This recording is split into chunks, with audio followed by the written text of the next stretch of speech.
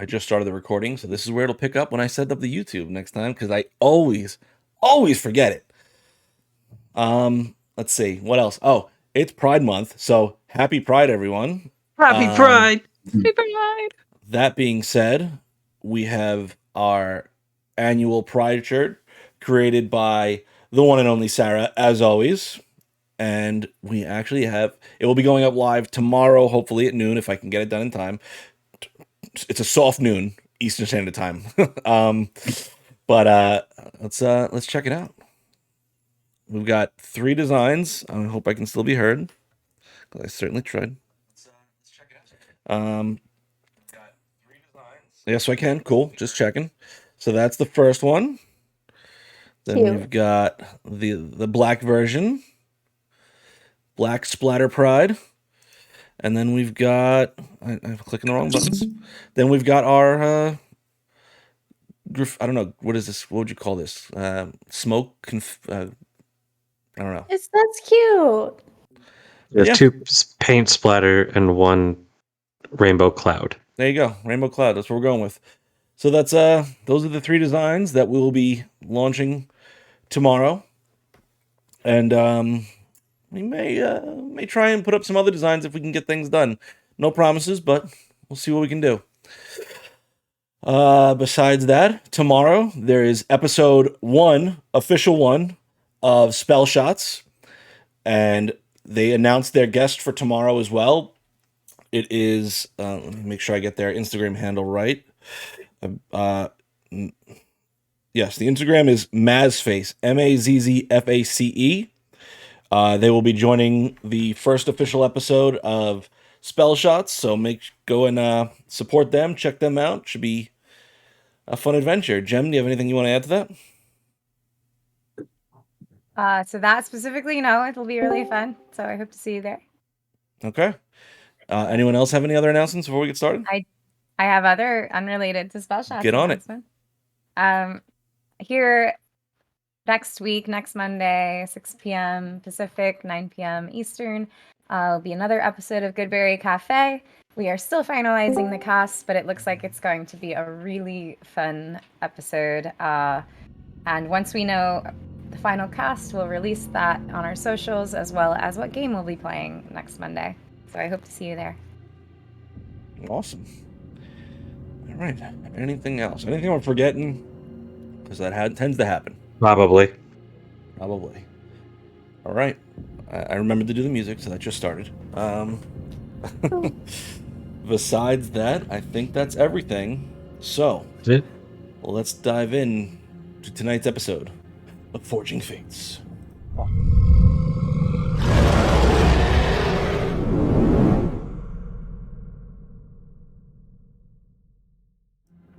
Okay, so picking up where we last left off, the team, having finally completed the journey, let me back up. As they continued up through the mountains, they ran into a gentleman strewn out on the road who, as they revived, told them his name was Leo, and they brought him back to his home, helped him clear some debris from... What are you doing, Dom? It's just very distracting. I'm translating into sign language. All right, don't worry about it. I just won't look at you. Keep going. So they helped Leo get back into his home, cleared some rocks out, and began to explore his home and take a little downtime as a storm was quickly approaching. Clover was able to find a book that Leo told her would help her wisdom and be more wisdomous, and Clover went ahead and started reading that. Whisper learned how to do some cool trick shots in a game of cups that Leo had created himself. And besides that, not a lot happened up until the point where the storm began to roll in. At that point,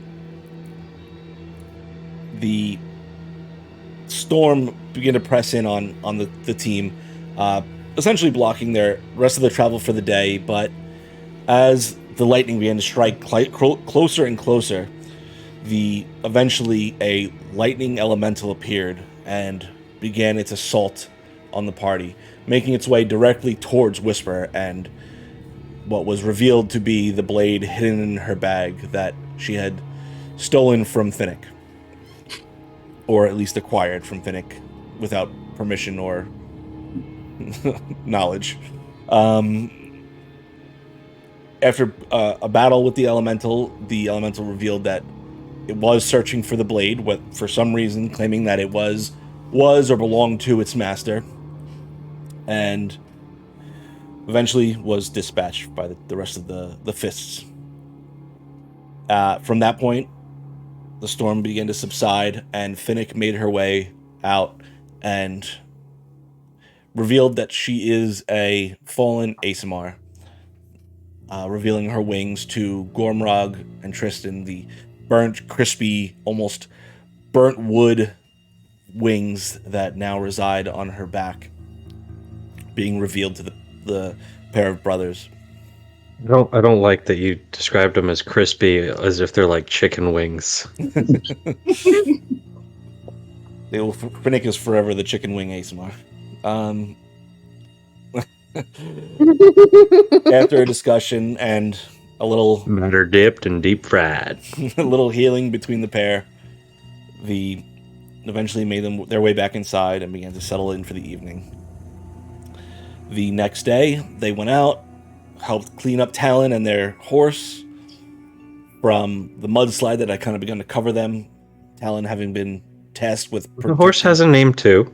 I don't remember it. Tater Trot. Tater Trot. Surprise, surprise. Why would I remember that? From there, they began their journey with Leo's help through the rest of the mountain range. Eventually, coming to the forest that surrounded Whisper's home of Lyringorn. As they begin to make their way into the city at nighttime, as they began to make their way into the city at nighttime, Whisper immediately noticed that the city was much emptier than normal. None of the night elves that are typically the main denizens of the city at this time were out at all. And they made their way over to one of the various inns that Whisper had some familiarity with. Now disguised in her Malice costume, Finnick made her way in. I'm sorry, Whisper was disguised as Malice, but Finnick made her way into the inn to get a little information and secure a room for the team. After a brief scan of the thoughts of the denizens of the hotel, Finnick was able to see this sort of shadow that has been affecting the peoples of the city, or at least the peoples of the inn, and see that everyone was just drained and tired and not able to get sleep, constantly being plagued by nightmares, and something seems to have been going on in the city. Eventually renting a room, Finnick opened up a window, lit a candle, and the rest of the team was able to get inside that room and take their rest, leveling up in the process. And Tristan also spent a good portion of the night gazing longingly at the sword that Finnick had now acquired. So, picking up from there, Tristan and who was the one that was staying up? I believe it was Clover, if I'm not mistaken. Possibly. I believe so. So, Tristan and Clover, you have the first watch of the night. Anything you want to do besides watch Tristan longingly gaze at a sword? I am not watching Tristan. Other than looking from, a sneaky distance out the window and listening at the door, I will be reading my Wisdomist book. Okay. How many hours do you want to put into it? As many as I can, as long as, if I'm not doing anything else, I'm reading. Okay. So you can put, because you're kind of distracted paying attention, or do you not want to roll a perception check at all? Or do you just want to read? I am looking out the window and listening at the door. Okay, so we'll say it cuts your time in about half as you bounce between the two. Okay. So roll a perception check for me. Okay. Okay. Perception. 17. Okay. And with that, typically it's 3 hours per shift, the way you guys have kind of been dividing it up into 3 groups. So I'll say you get an hour. We'll just go say 2 hours. We'll round up. Say 2 hours worth more reading, okay? And you need a total of 8. I don't know if I said that last game. You need a total of 8 hours to complete the book. Nice. Halfway there. All right, Tristan. Anything you want to do besides watch Phoenix sleep? Yeah. Well, I'm not watching her sleep, but but I'm gonna during that time I'm also like I'm gonna notice that she's in the books. I'm gonna look at the opposite direction and just pay attention, or just say we're in the house. I'm just gonna say watch, see what's outside. Okay, just go ahead and roll a perception check for me. Okay. 13. 16. All right. Let's see here. I'm sorry, plus 4. 13, 14, 15, 16, 17. Okay, 17.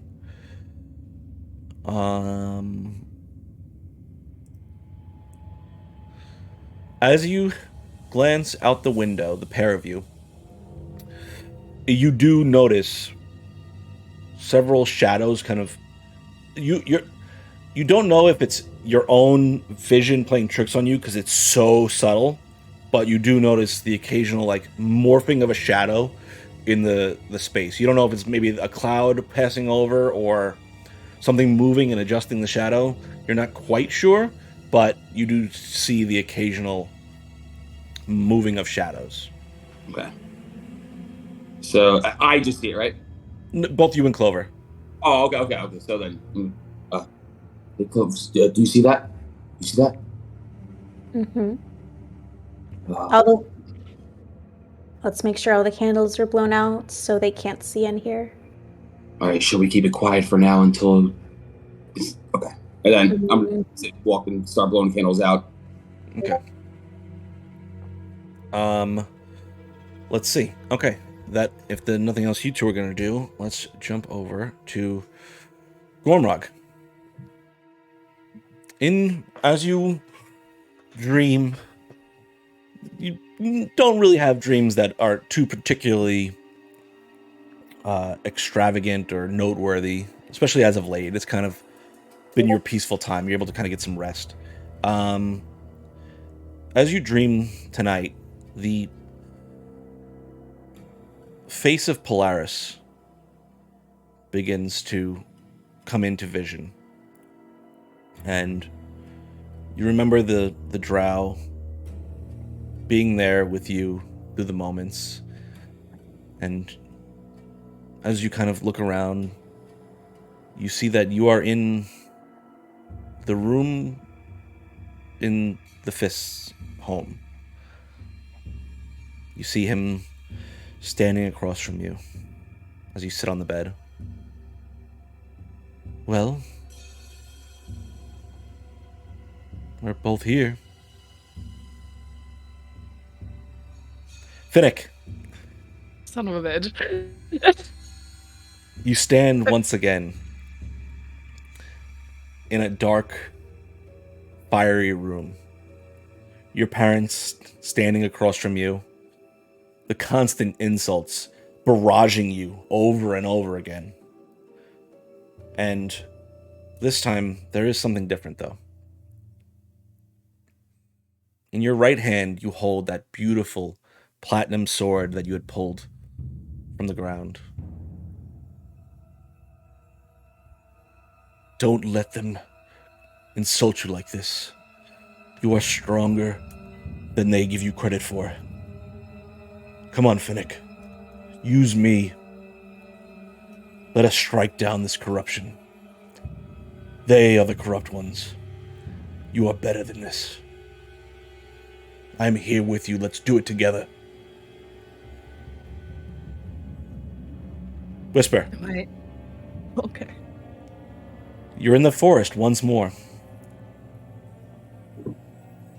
And you hear that same familiar voice that has intruded your dreams for the last several nights. Little Fifth, what brings you here? Like this forest? Do you turn to see her? Yes. Okay. As you turn to look at her, she is once again in her perfect form. None of the scars, none of the wounds that you had departed upon her flesh. You feel energy crackling in your hand once more, almost subconsciously. Your claws extend, your teeth grow, those usual forms, but there's something more to it this time. You see the blue, green, electric energy almost flickering between your fingers. And you hear a voice in your head. The familiar voice of that elven, fey creature that seems to be there at every turn. Just use the energy. Join with me. Strike her down. We can do it together. Gormrog. Polaris begins to step towards you and reaches a hand down, kind of glides against the bottom of your jaw. So, what do you want to do? I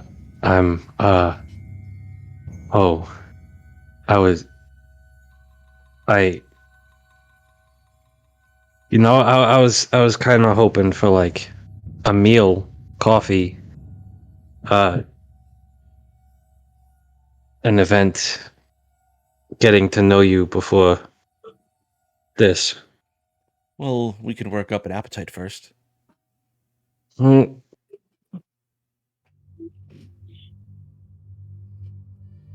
I don't. I. Oh. I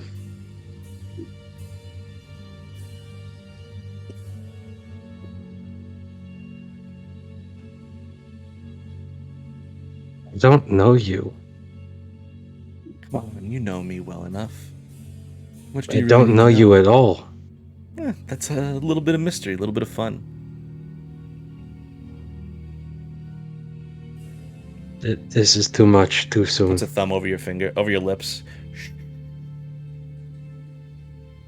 Finnick.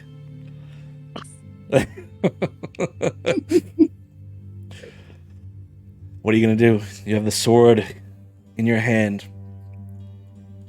The source of your trauma in front of you. Strike him. Just sort of. Strike him, Finnick. I'm here.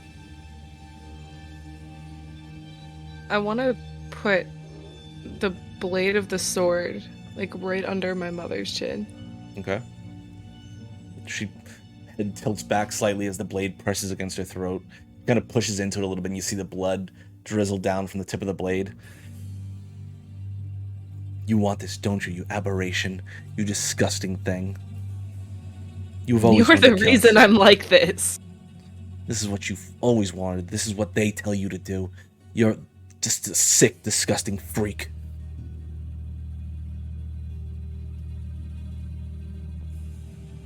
You see the tip of the blade begin to glow with this bright, divine energy.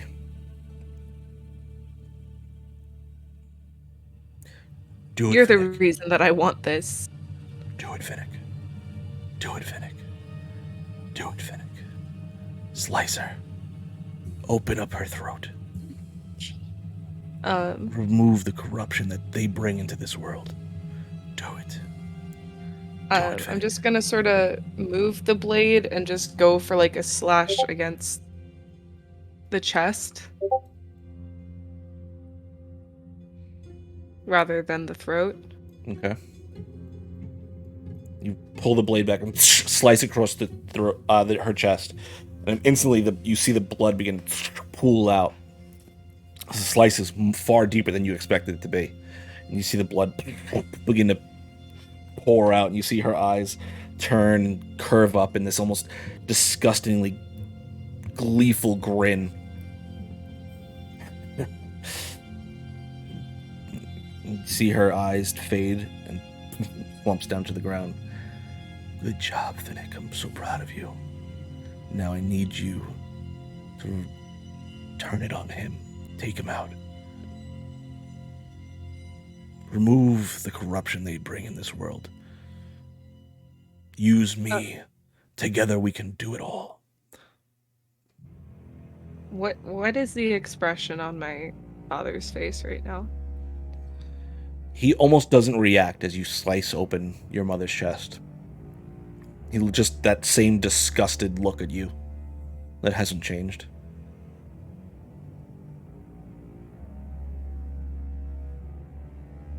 Whisper. Okay. Whisper.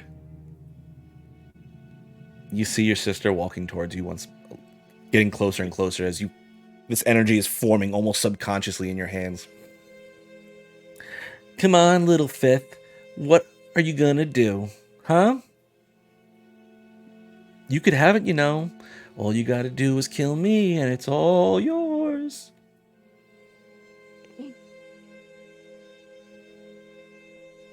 This is a dream, right? Could you do it? No, you can't. I'm not worried about you. You've always been pathetic. Can't do nothing right. Do I feel like I have any control over the energy in my hand? Over who? Over the energy in my hand. Yeah, you feel it in between your fingers. You feel every inch of it.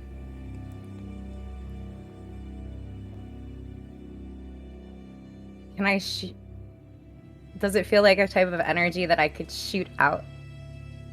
You can certainly try. Okay, I want to try and shoot out the energy, not at her. What happened to our cameras? Yeah, I don't know. I thought all of our pictures disappeared on Twitch. Oh, sorry, it's me. It's like if I have certain windows open, it closes. It's my fault. I'm sorry. Okay. I want to try and see if I can direct the energy right in front of me, like in between me and her as she's approaching. Okay.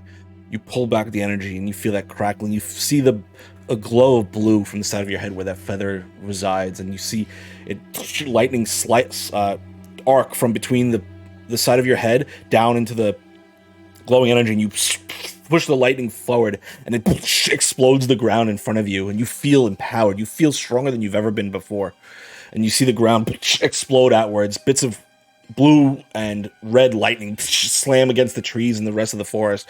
Little bits of arc towards her, and they just glance across her. They burn off pieces of her clothes, but she otherwise doesn't seem to notice.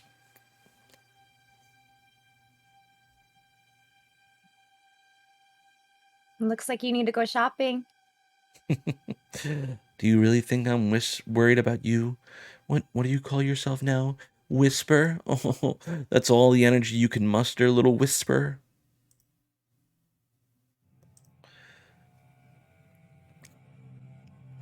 Come on, Lebiel. You see her energy start to crackle in her fingers. Is the swirl, that familiar green energy she did once before that woke you up? This is annoying, and I want to try and do the energy again, but closer to her this time. Still not on her. The energy once again arcs and just explodes bits of ground. You see it splatter against her body. And you hear a voice once again in your head. Use the power I'm going to give you. Take it. Reach out and take it. Destroy her. Gormrog. We still haven't gone over.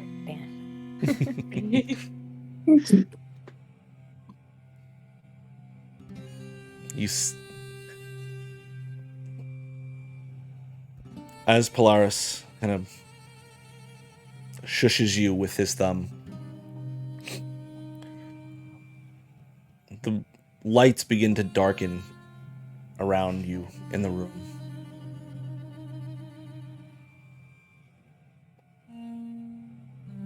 Yeah, no, I'm not comfortable with this, and I'm gonna stand up. I'm gonna just move his arm away, and move towards the door. Okay. As you turn and push him away and move towards the door, you feel suddenly a sharp pain in your back.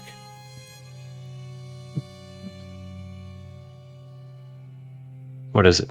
As you turn and you see Tristan there, his long blade slammed through your back, piercing into the door.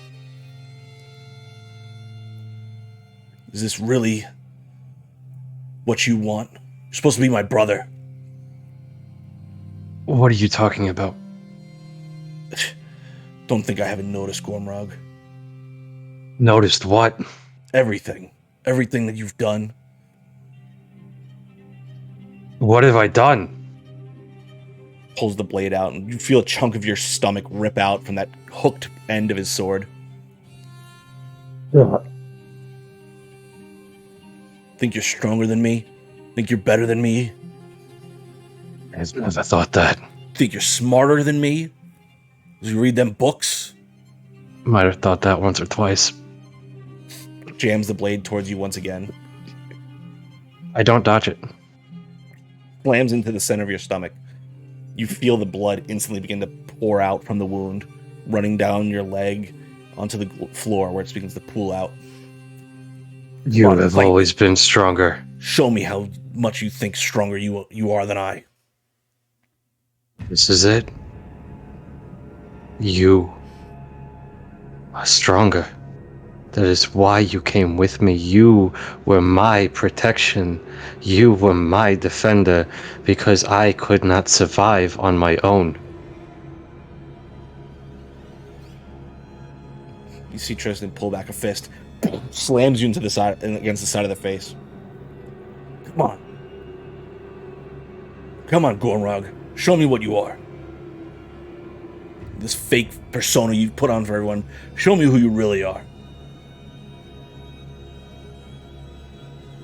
Do what you must. I will not fight you. Finnick. What are you gonna do?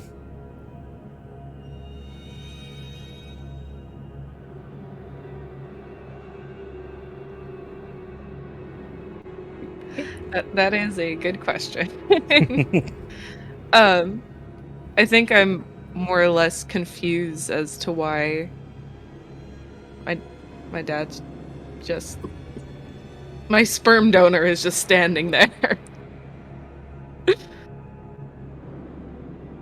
Because he's not a father to me. He never was. Okay. As you stand there and looking at him, he reaches down and pulls out a very familiar sword. One that you've seen him wield for half a century. He pulls out the bright golden blade. That starburst at the very hilt of the sword. You see it almost glow and shine the light against you. So, little freak, this is what you ready for? You think you can stand against me? I stood against everything for over 20 years of my life. There's nothing you can do that will make any of this worse. Strike him down. You see your father begin to step towards you, bringing the blade up above his head to strike. Do it. Stick. Use me. I'm gonna use the sword to just try and block his blow if he does strike. Okay. As you see him swing the blade down towards you, you begin to bring the blade up, but you feel it in your hands want more. And you feel your wrist twist out of your control as it slices across his neck. You see his head roll back, separate from his body. Nice. You see his body crumple down to its knees. And you hear the blade in your head. We can do this together, you know. Anyone that is corrupt or evil, we can take them together.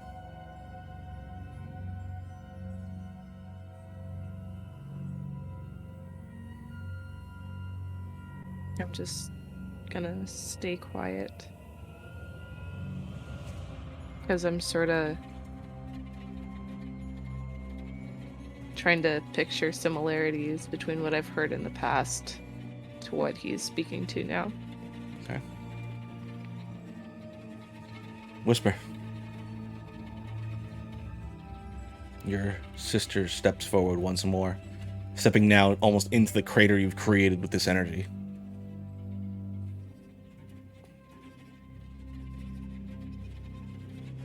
You see her fingers swirling with this green energy, preparing it.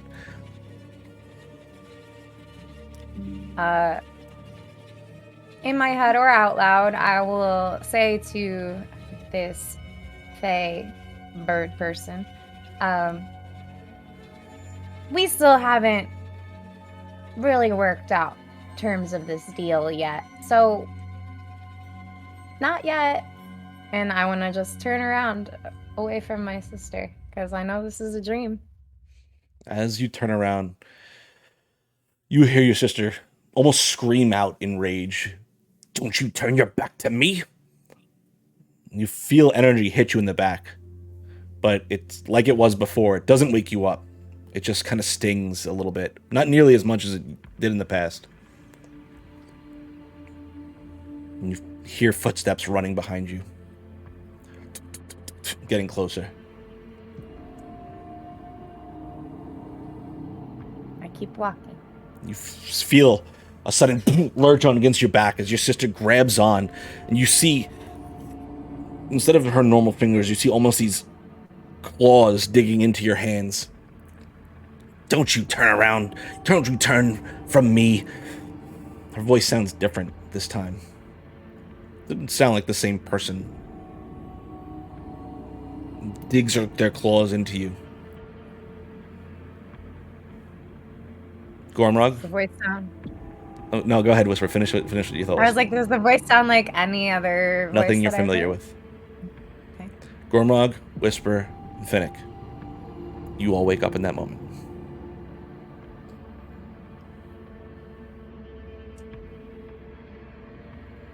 Tristan and Clover, you see very suddenly your three party members suddenly shoot awake. Finnick now grasping the sword in her fingers. Just gonna walk towards the middle because we were just putting candles out. I'm assuming is this happening directly as we were like Right around the watching? same time, yeah. Okay. As I said, I'm gonna stop. Do I have the candles blown out yet? Yeah. Okay. I'm gonna look over to the first person I see in any direction as they jump. Like, what's? You guys all right? In a low voice. I'm gonna reach out for him. I'm gonna go directly towards him. Gorman. Tears are probably streaming down my face. Gorman, And I'm just gonna pull his forehead to mine. Hey, brother, you all right? Are you okay? Do you resent me? What? Look around for a second. Why would you even ask me that?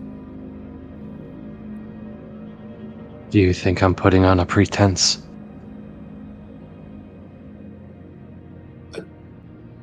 Absolutely not. What is this? Are you okay? I'm gonna wipe away the tears. Yeah, it was just a nightmare. You were less than pleased with me. And,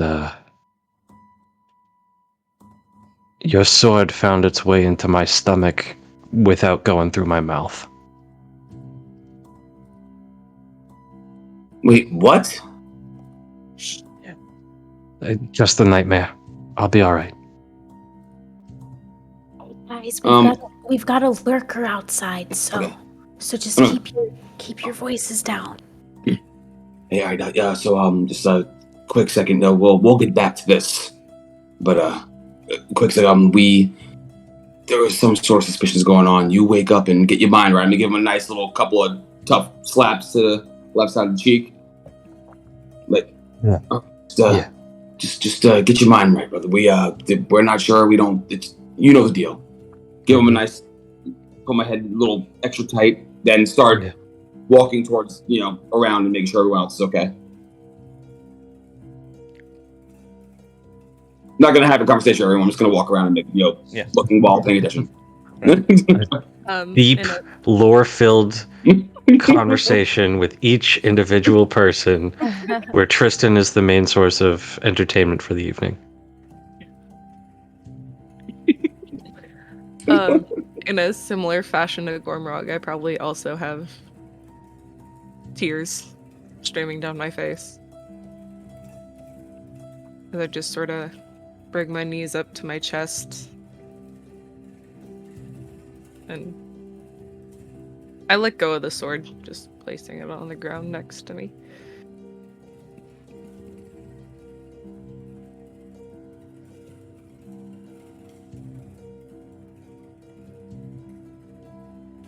Well, at least I wasn't the only one who had a nightmare tonight.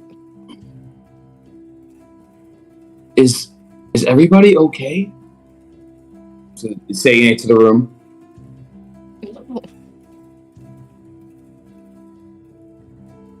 I'm gonna look at Clover with a very confused look, like with what we already know and plus what's happening.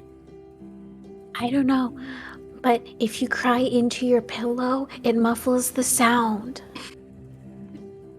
Oh, I'm familiar with that trick. Is Clover okay?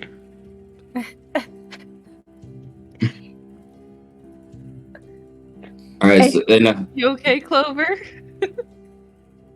Yeah, there's lurkers outside.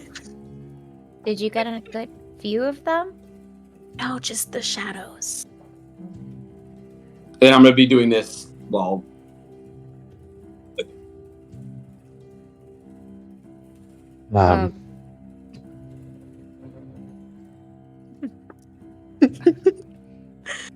Thanks, Aria's Daydream. New sound, guys.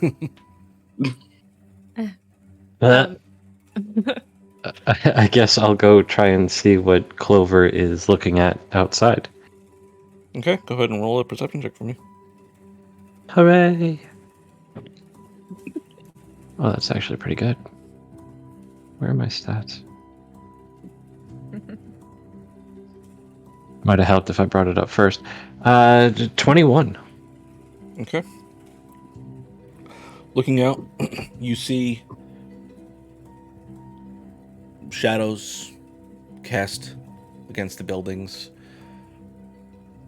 Some of them move from the clouds that block the little bits of moonlight that shine through. And occasionally a shadow moves, though you're not quite sure the source of the movement in that exact moment.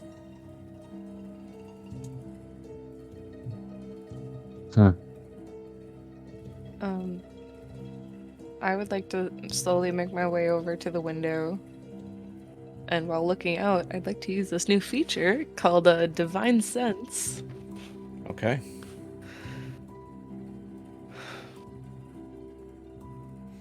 And that's right, because you went into Paladin. I did. And that lets you detect fiend, fae, or undead, correct? Any celestial fiend or undead. Or anything affected by the hollow spell. Okay, and what's the range on that? 60 feet. Okay. As you focus and glance out the window, you catch the faintest bit of fiendish energy in the area before it disappears.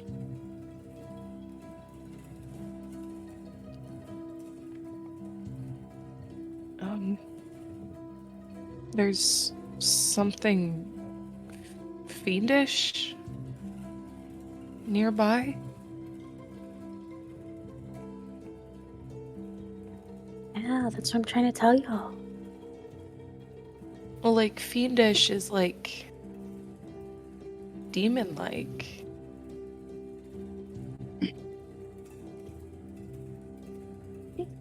That checks out, honestly. With like the nightmares thing happening here. Yeah. Whisper, you Didn't had a we- nightmare too? Well, I've been having nightmares, but they're just dreams.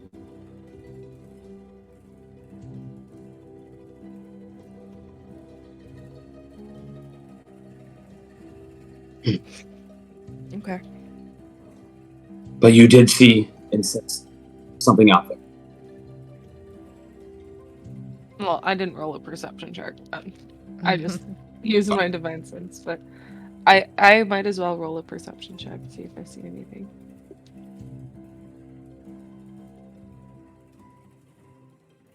That's only a 13. Yeah, nothing. You don't see anything new that hasn't been already pointed out.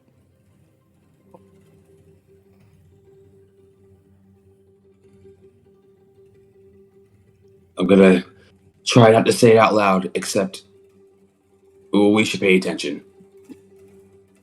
And then go to the window. Well, not to the window. Look at any. Do we have anything? Any spaces like windows or like doors or crevices that are open in our area besides that one window we're looking at?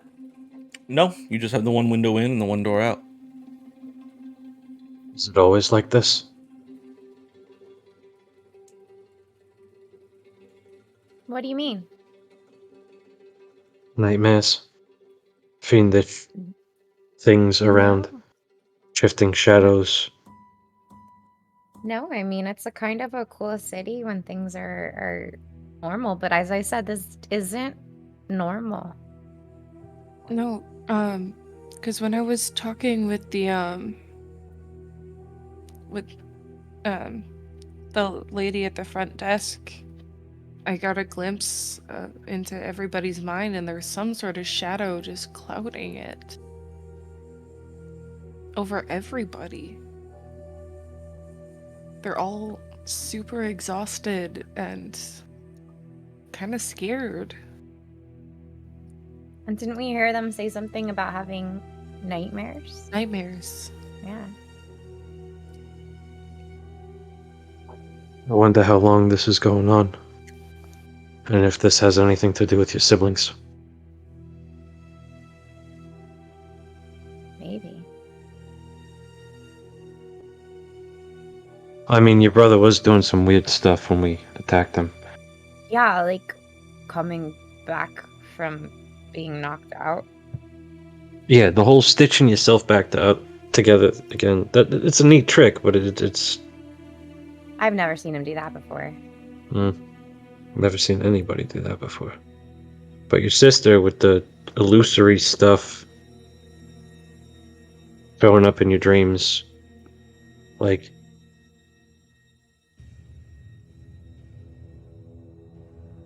I don't know. I feel like it might be connected. I don't know what Yeah. fiends are capable of. I've never punched a shadow before, but I think I wanna.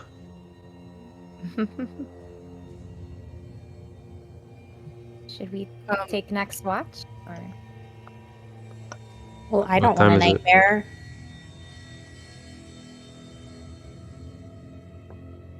What time is it? 11 o'clock at night, a runabout. Oh, the night just started. Well, yeah, you're about 3 hours into your first shift. Shit. We go to bed at 8. Typically, if you guys go to bed, Really? what time? Just because I know we got here pretty late, Right. so I didn't. All right. So, I've always imagined us going to bed at like 11. no. Okay, so then it's 2 o'clock in the morning. Yeah. Yeah, that's pretty much what I was thinking. All right. Works for me. 2 o'clock in the morning, everyone. Just taking the next shift. I will. I'll do it as well. Okay. Are the rest of you trying to go to sleep, or are you gonna stay up? I'm gonna stay up. Um, I don't want a nightmare. Also, so we did we have a long rest in the last game? That's why our stats are reset, or is something sure before I take in the next rest, or was something I think We we are. took- I think we took long rest. after Yeah. the battle, right? Yeah, you would have taken a long rest on the way Yes. to the battle. Yeah. Okay, so then I'm also gonna stay up. Okay.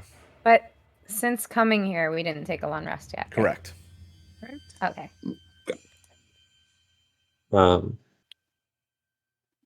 If everybody else is staying up, I'll also stay up.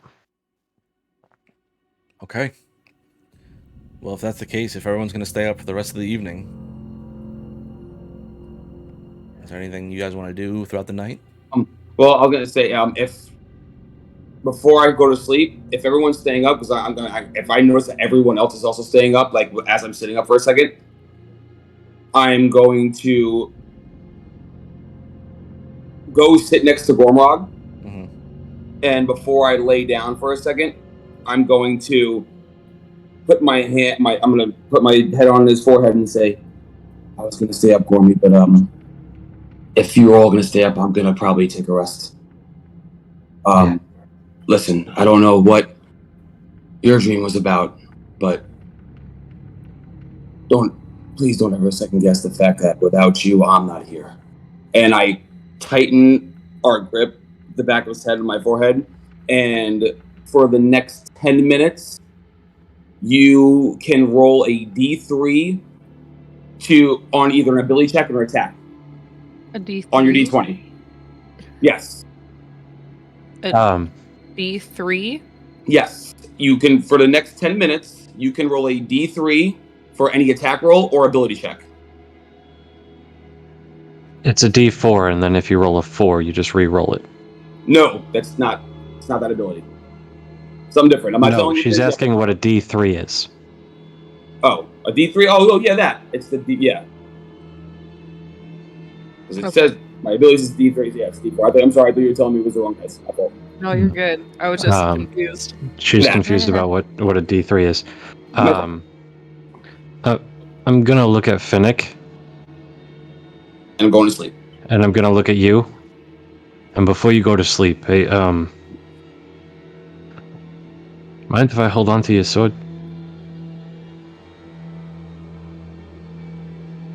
I don't need you picking it up when you wake up and running me through with it.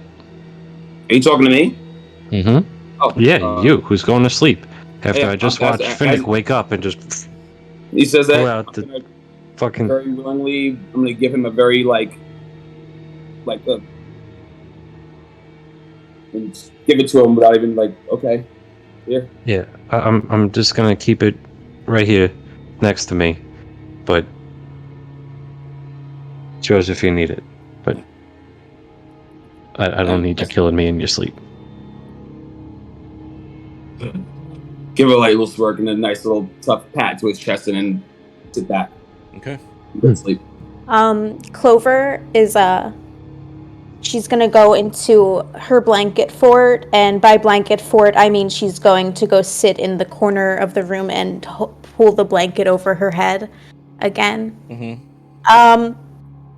And she's just gonna sit there, and I'm gonna let you decide whether or not I fall asleep or stay awake. You can make that decision, but I'm just sitting in the corner with a blanket over my head. Roll a Constitution check for me.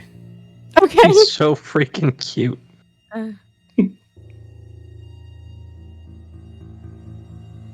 Just this little bunny in overalls reading under the covers.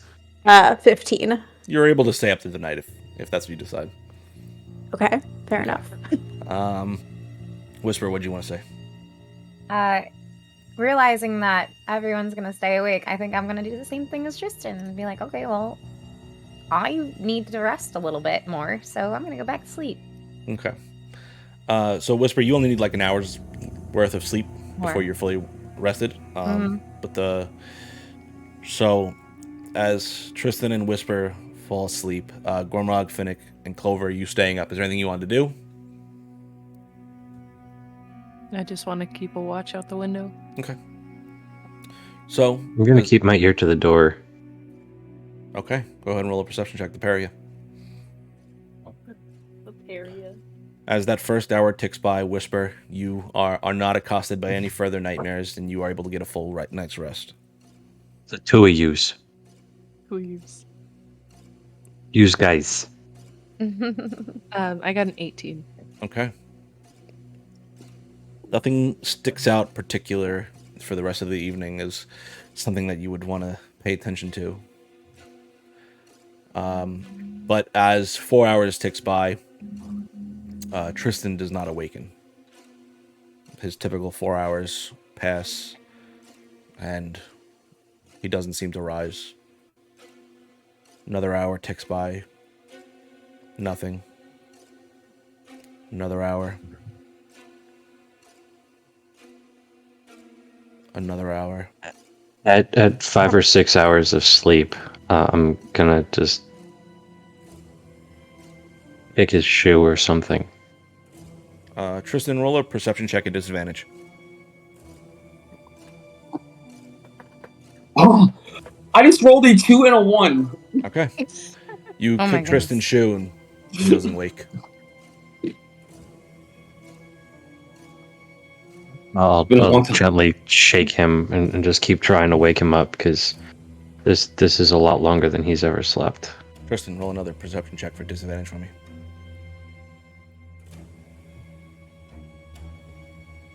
Six. 10. Okay. Grunrog, you begin to shake Tristan a little bit more, then a little bit more violently, and eventually Tristan wakes up.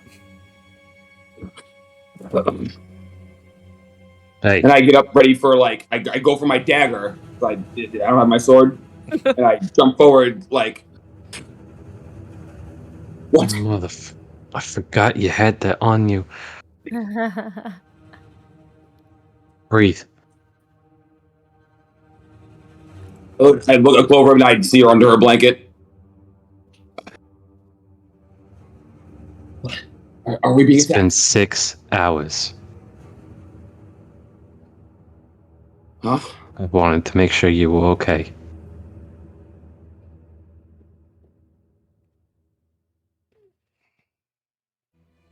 Can you not point that thing at me, please? I'm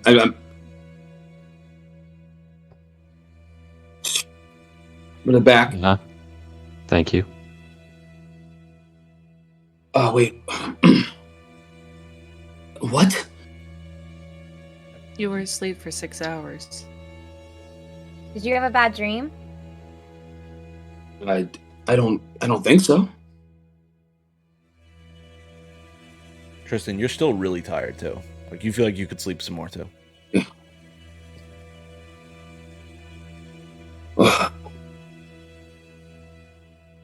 Okay. Are we being attacked right now? Not physically. Yeah. Saying one thing, you never see Tristan actually, like, trying to wake up. Tristan, are you okay? I don't, and after my adrenaline falls, I kind of lean back to the wall and slide down and sit just, I don't know. How long was I asleep? 6 hours?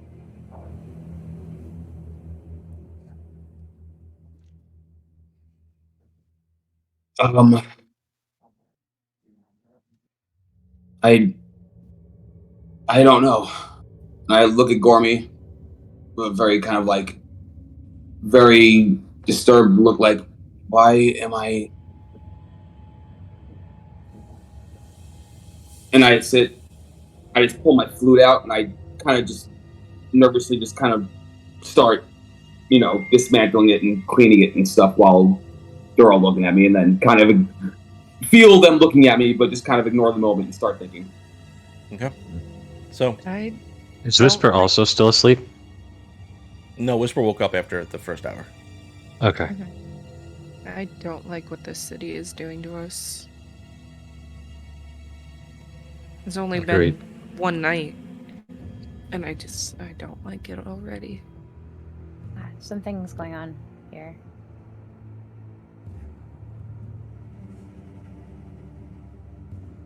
Okay. Anyone doing anything, or are we continuing on, or is the day getting started now?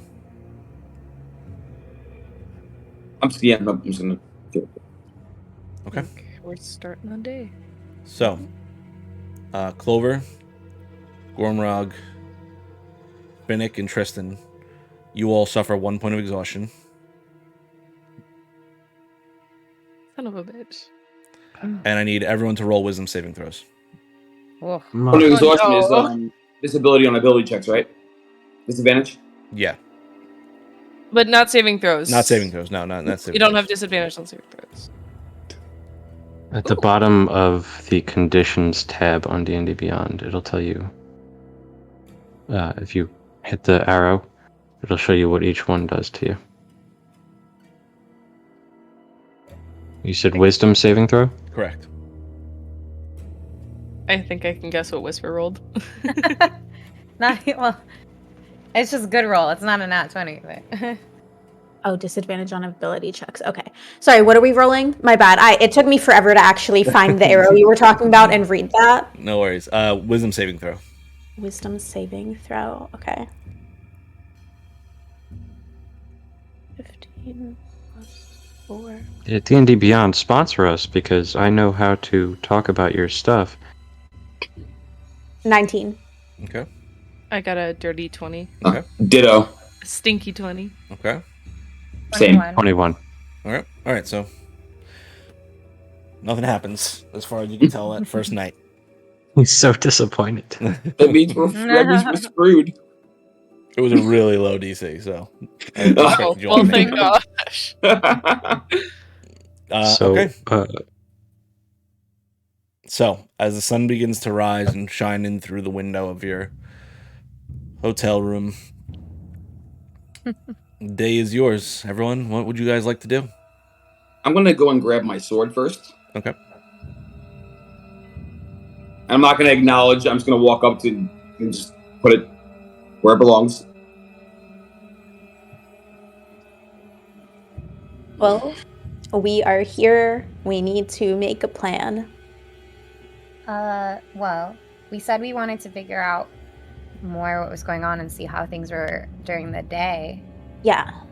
So, I want to hold up the horn. Can you turn me into Malice again? Yeah. Okay. Go ahead and roll a d20 at your proficiency bonus for your disguise kit. At disadvantage because you are exhausted.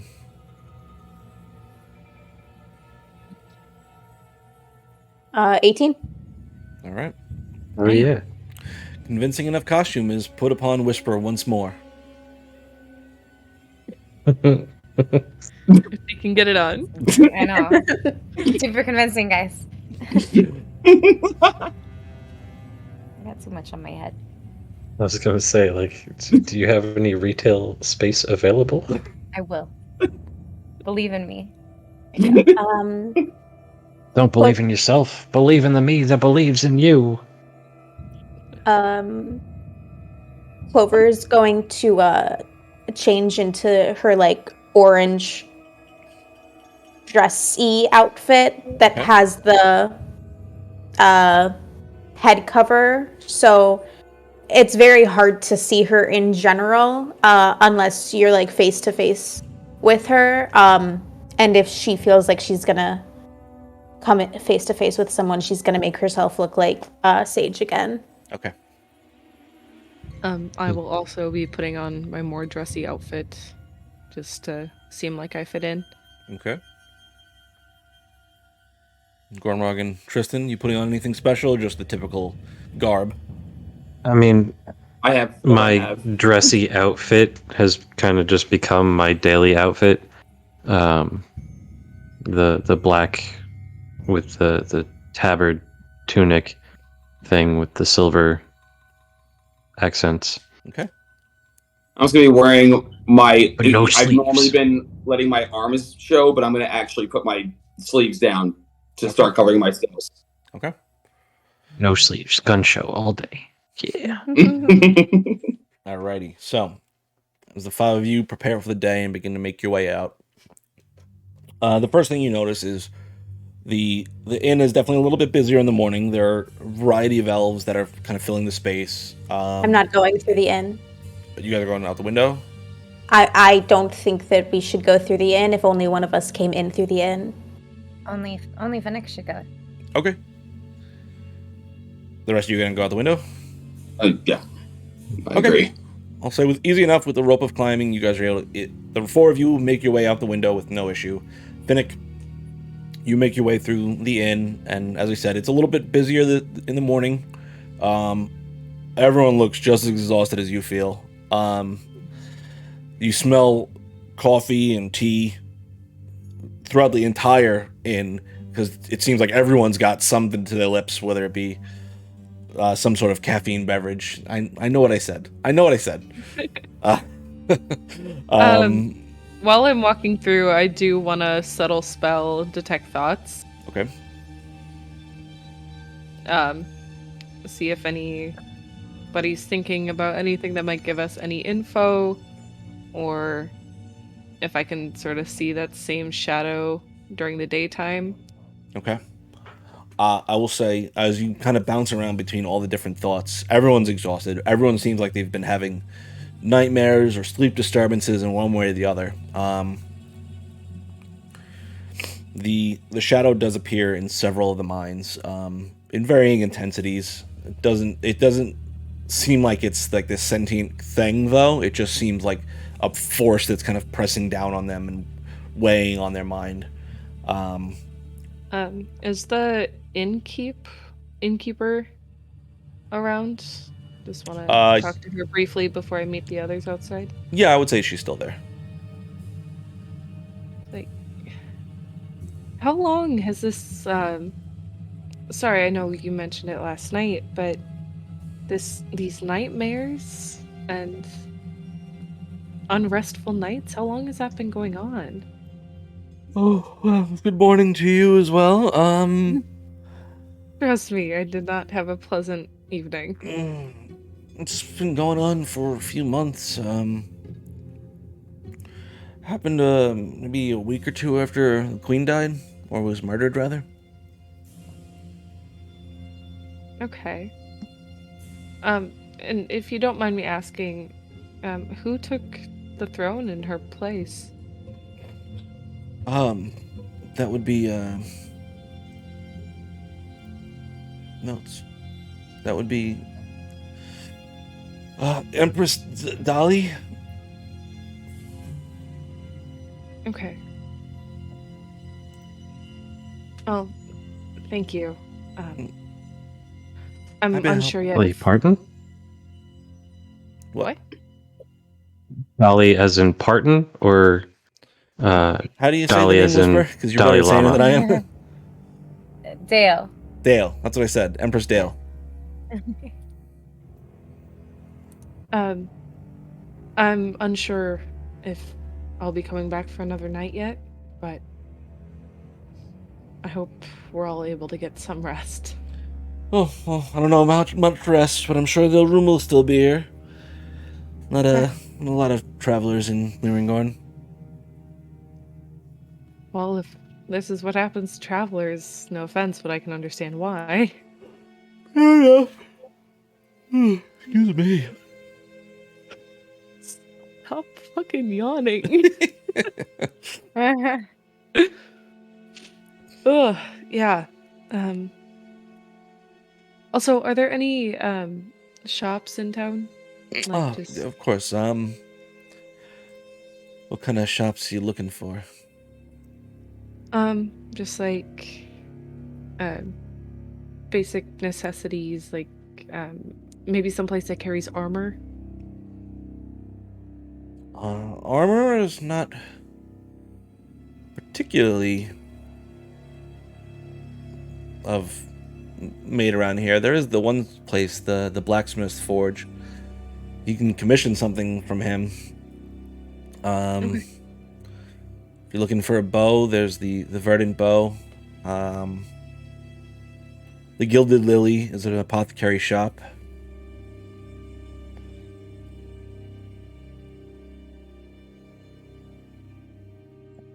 Okay.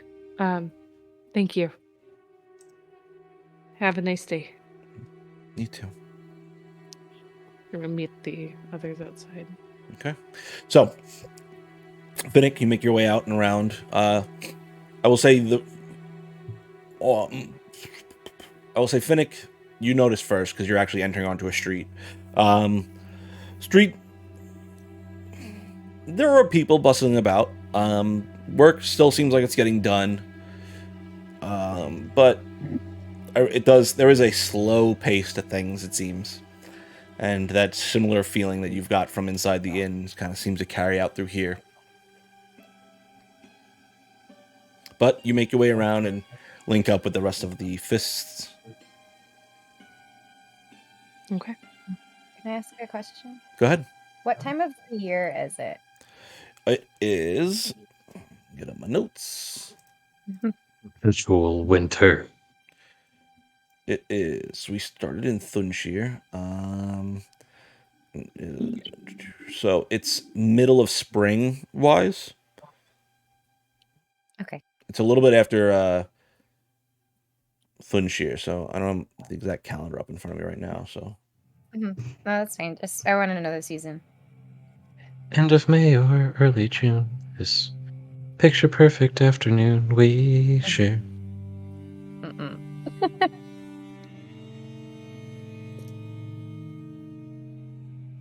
So I go to meet up with the rest of them. Like, apparently, this exhaustion started happening a couple weeks after the queen died. Hmm. Also checks out. Yeah. Dale took her place. And she wasn't even supposed to. Who was supposed to? My other brother was Okay. Rodon. Rodon? Yeah. Okay. I need the list. I'm sorry. I just you got a lot of siblings. I'm having a We don't hard time have that keeping track of one, them. but Dale wasn't supposed to be next in line. She was just supposed to be training with my mom and become a good sorceress or whatever she is.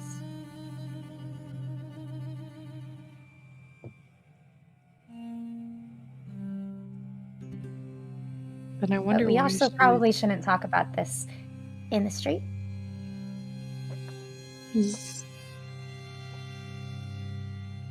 Let's go read people's minds and stuff. That I can do. Well, I feel like I look pretty good. I am down to go and talk to people. Okay. Did you learn anything new in there? Other than that's how long it's been lasting? Not really. There was still that shadow over some people's minds.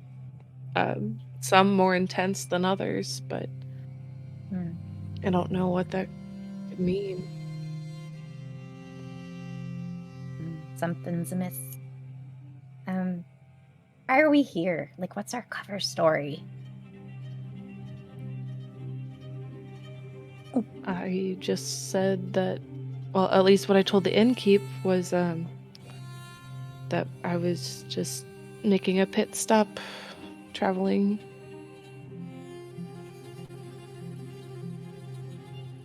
Yeah. Okay. Just travelers, and we did not know that things were super shitty here. So I might The be able to brochures help. were nothing like this. I mean, I might be able to help there. So, my favorite sky swimmer is Evelyn Moonwhisper. So we were here hoping to see Evelyn fly her wyvern around. Okay. So then that kind of gives us a reason why we're here, Yeah. or why we want to just pass through. I think it will make us a little less suspicious. Okay. And then, yeah, I just wanted to try and pick up just some armor real quick so I can get used to wearing it. Shopping. Just a quick pit stop on our way. Yeah. Just a quick pit Okay. stop to get full plate mail armor. Heat stop. And I mean, while we're shopping, we could also see what's going on. Yeah, we Ask can more ask around. questions. Yeah. Shopkeepers tend to know what's going on around town, and they all talk to each other. And I say, hey, yeah, yeah, yeah, yeah. Okay. So, where to first, everyone?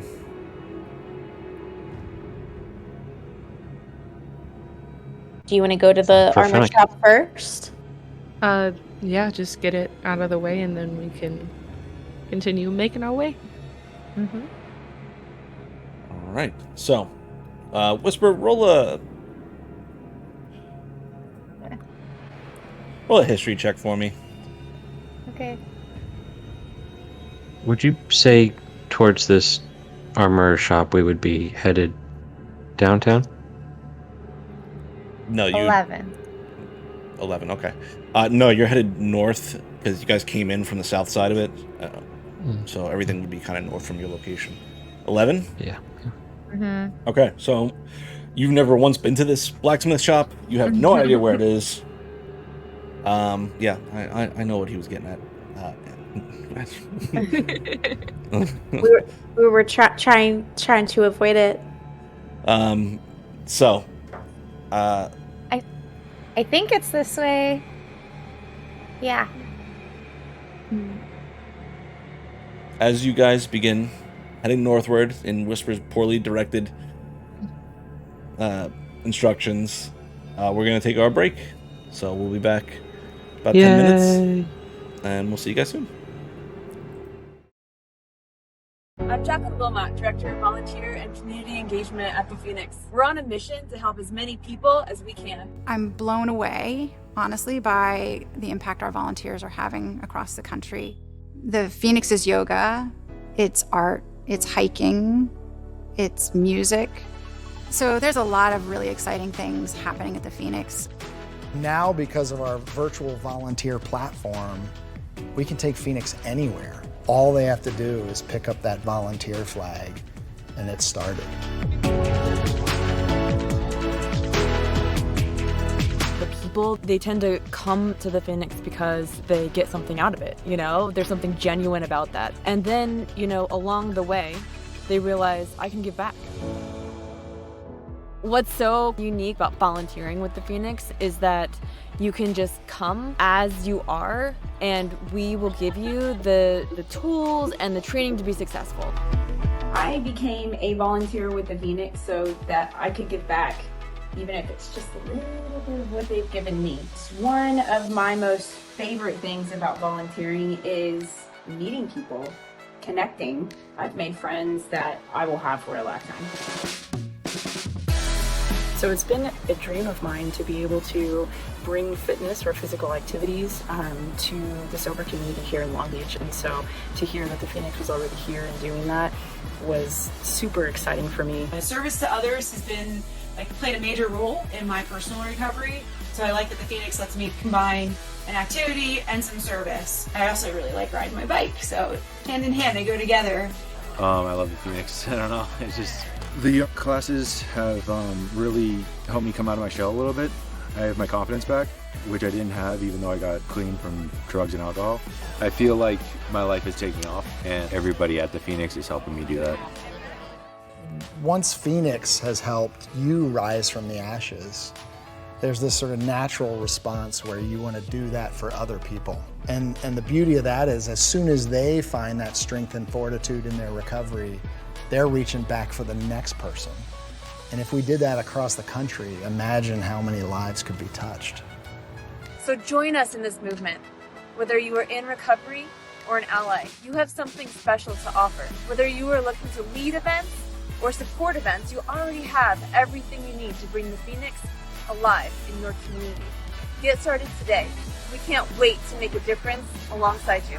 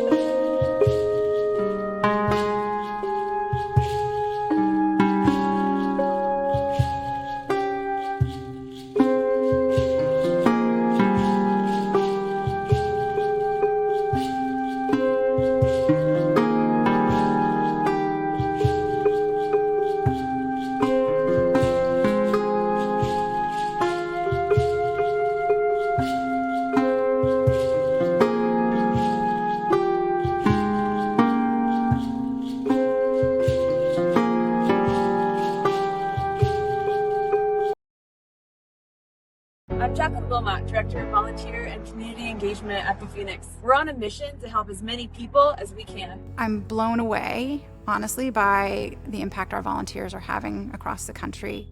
The Phoenix is yoga, it's art, it's hiking, it's music. So there's a lot of really exciting things happening at the Phoenix.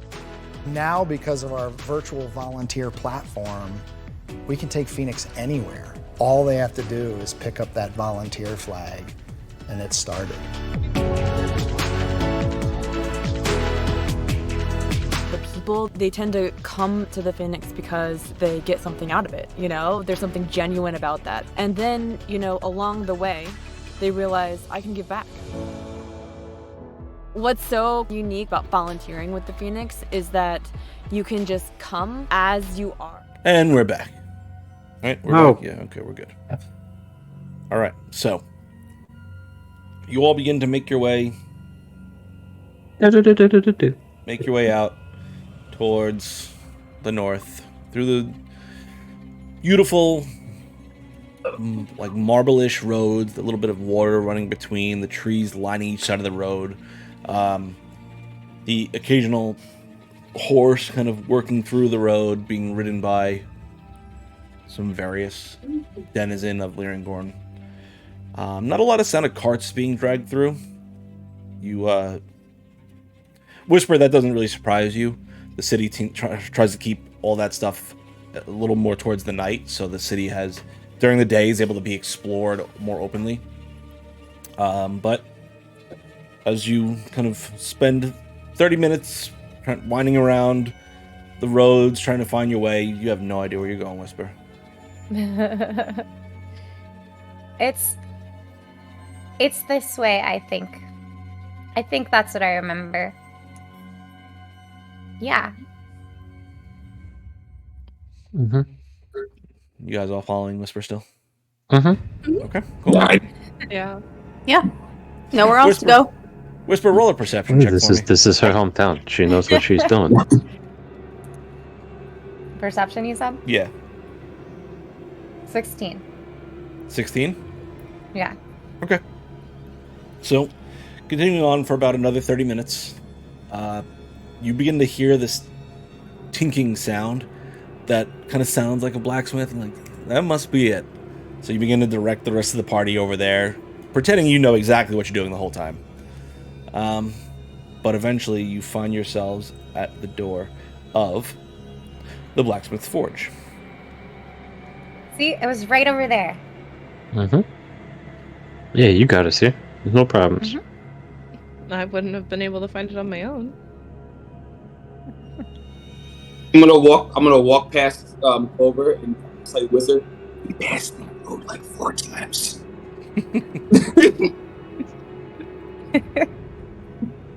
It's a nice day.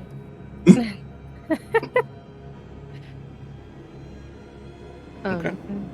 So, yeah.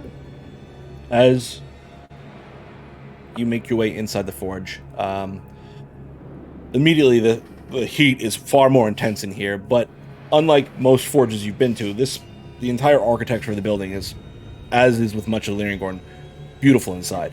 That white marble-ish style stone kind of continues on inside.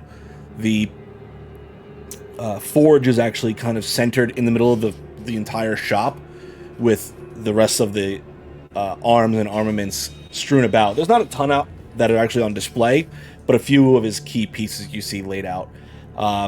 In the center of at the forge, you see a dwarf, no shirt, just like this leather apron on, with this pair of brown shorts with these boots that are hiked up past his knees. You see the large hammer in his hand, and he swings and tink, slams against the metal, sparks bursting out with each strike. As you enter in, you see him pull up this set of goggles and rest them against his forehead. His long black hair braided in several long braids before being tied together at the back of his head. Long beard with 2 big bushy halves that come down into 2 almost knots at the bottom. Hi, what can I do for you? I'm just looking to get some armor. Armor? Oh, well, you came to the right place. My name's Hjalmar Frostbeard. What can I get for you? Sorry, Your say that audio again? cut out completely when you said my name is. My name is Hjalmar Frostbeard. Great to meet you. My name is Finnick. You can just call me Finn for short. Oh, that's a good short name, Finn. Do you make breastplates? I do. Could I get one from you? Absolutely. Anything special or just a standard crop? Just standard works fine. All right, give me 1 minute. You see him kind of scan the walls before turning towards like the back, which has a door towards the back that you get the sense is maybe a stock room or where he keeps some supplies, and he rests the hammer down on the anvil that he's been working with and begins to make his way towards the back. A few moments later, he returns. If there's something you want to do in the meantime, Whisper, by all means. I see the chaos in your face. He went to like a back area. Yeah. I want to go over to his hammer. Okay. Large metal hammer, this thick, heavy wooden shaft. You guys are the worst today. You guys are the fucking worst. Can you blame us? We have a shirtless dwarf with like rippling muscles and this big impressive beard, and just rhythmically pounding this piece of metal. And you don't want us to focus on the fact that you said shaft when talking about his hammer? Anyways, so what do you want to do, Whisper? With Happy this Pride large Month, y'all. shafted hammer. I want to try and pick it up to see how heavy it is. Okay, go ahead and roll a strength check for me. Okay. Just straight strength? Yeah. 19. 19. It's heavy. You kind of have to use... What's your strength score? I'm sorry. Like total or a modifier? You're just your regular strength score. 12. 12? Okay. It's pretty easy. Like, you're not a weak person. You pick it up and you use both hands and kind of bring it up, and you feel pretty confident you're able to hold it out in one hand. It's heavy as fuck, but you feel pretty confident. You got it. And what was he hammering? You see this piece of metal, long piece of metal that's being hammered into what you gather is some sort of sword. I go as if I'm gonna like do a hit, and I change my mind and I put it back. It's like I don't want to mess it up. Okay. As you put the hammer back down, there's a loud clink as it hits metal against metal, and you see Hjalmar come out from the back holding this piece of breastplate. It's kind of partially done. You get the sense that looking at it, none of you really work with metal, so it looks mostly like a breastplate. Okay. Let's get this fitted onto you. Yeah, you see him reach into the leather apron, pull out this long piece of string that seemed to have other pieces of string wrapped around certain points on it. Could you hold your arms out for me? Begins to start taking measurements of you in various angles and positions. All right, thank you. Give me... is this a rush job, or how long do you have? I mean, I won't be in town for long. How much extra would it be if it's a rush job? Well, it depends on how fast of a rush. What's the time frame you're used to working with? Well, you give me 2 days, I can probably get it done. And how much does that usually cost? Bring up. A lot. It's about 400 gold for just the piece. If you wanted a rush job on it, it's going to cost 20 gold. And how would the rush job get it done by the end of the day? Yeah, I could have it done by the end of the day. Yeah, that'd work great. All right, half now, half when you pick up. Yeah, that'll work. Okay, 200 gold. Do you want me to pay the rush fee now or split Yes, it? the rush fee is paid up front. Okay, so 220 total for now? Yep. Okay. And I counted it or handed over. Takes it. Once it's done, we'll murder him and not have to pay the other half. Channeling our inner murder hobos. Huh? What? Sorry. Huh? Anything else I can help you with? Oh yeah, what Whisper said. Does he look tired? I was gonna ask that too. Go ahead and roll an insight check. Okay. I was gonna ask Does him he about look throwing tired? Do you know where we have where we can get any kind of healing supplements, liquids? The lady at the end mentioned an apothecary. Also it's an 18 on insight. 18. And I got dirty 20. Okay. I got a dirty 20 also. Okay. Looking at him, you do see pretty large bags under his eyes, but you kind of gather that he is not letting that show how tired he is, but he definitely shows signs of weariness, but he seems to be carrying it pretty well. If you're looking for healing, the Gilded Lily is where you want to go.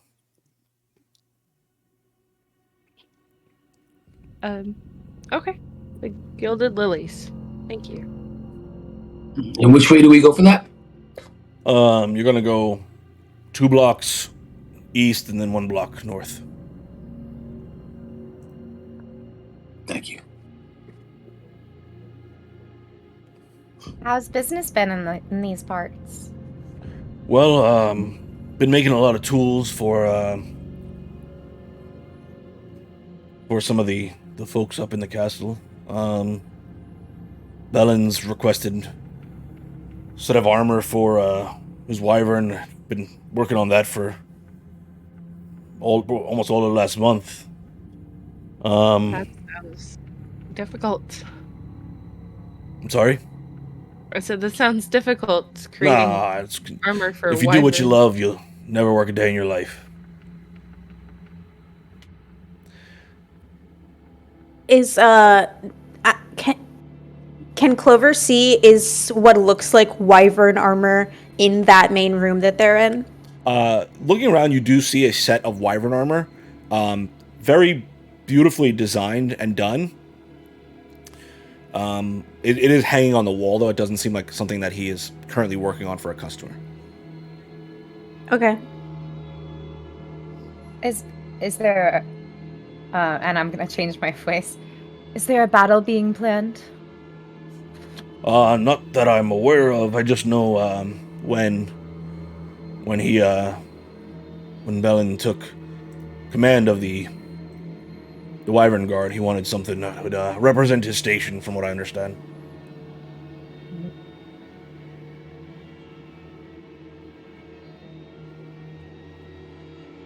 A lot of tools being requested too, though. So besides that, not much. I've been tied up with all that. It seems like there's a lot of tension in town. What way? I don't know. Everyone just seems so tense. And sleepy. Oh, it's chaotic times around here, I suppose. Not that it bothers me much, and kind of lifts his hammer up onto his shoulder. What do you mean by chaotic? Royalty dying and things changing, people leaving or disappearing or whatnot. Disappearing? Well, yeah, we heard about the royalty dying at our inn. Sorry, we're from out of town, but Disappeared? Roll a deception check for me. I'm gonna say at advantage because Phoenix helping. Mm-hmm. That's a dirty 20. Oh, well, that was my first roll, but I don't know if I'll get better than that. Yeah, that is a dirty 20. Okay. As you say that, he kind of raises an eyebrow at you and looks out towards the door before kind of leaning in. Well, a lot of strange rumors about all that. They say not the youngest, that weird one that they had, Livia, Libel, something like that. They're saying she murdered her aunt and her father and her oldest brother, and Dale was the only one that wasn't able that stopped her, but before she was able to get away. Do you believe that? Well, no one's seen them in some time, so not much else we can believe, I suppose.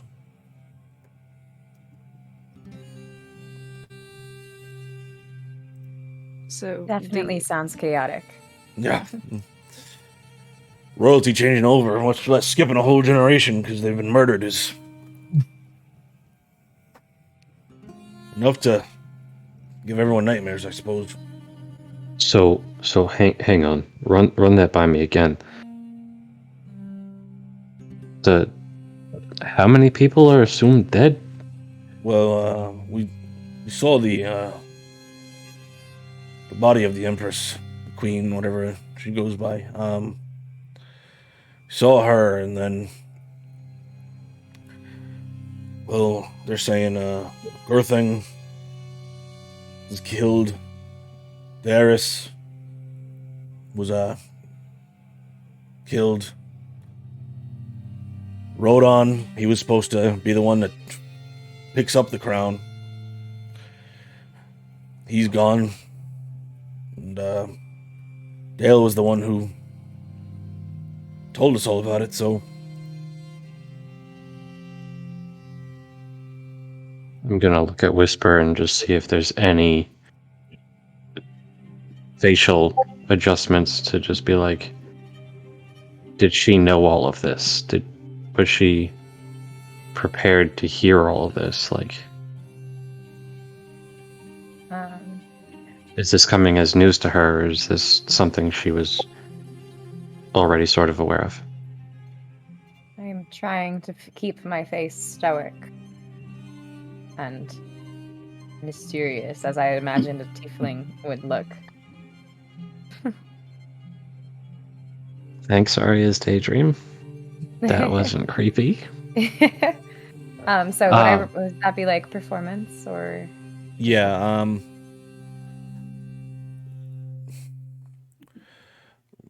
I'm gonna say roll another deception check because you're trying to hide those feelings. Yeah. That's an 8. I guess this is insight? Yeah. 14. How is Whispers reacting to this? So, at the mention of Darius and Gerthang also being found killed, as well as Rodon, Whisper will have like a moment where her eyes open up a little bit wider. She'll look off to the side and then try to quickly compose herself again into this caricature of a tiefling she's trying to be right now. Okay. I won't make verbal mention of any of it. I'm just observing. Just trying to see where my friend is at. She seems to be going through a lot.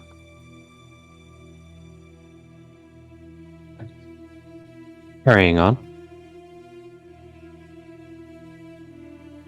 Well, yeah, as my friend said, chaotic indeed. Well, I mean, there's also rumors that Hannah, Lenore, and Nestor have disappeared too, but the new Empress hasn't said anything about that.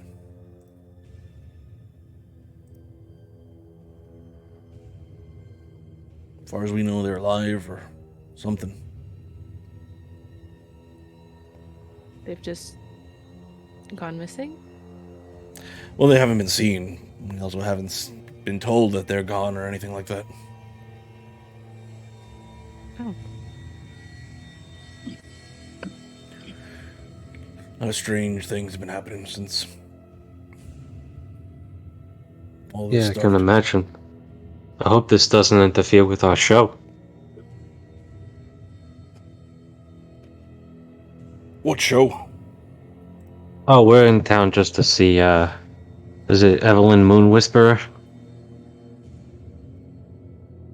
Hoping she was, Practicing. gonna be.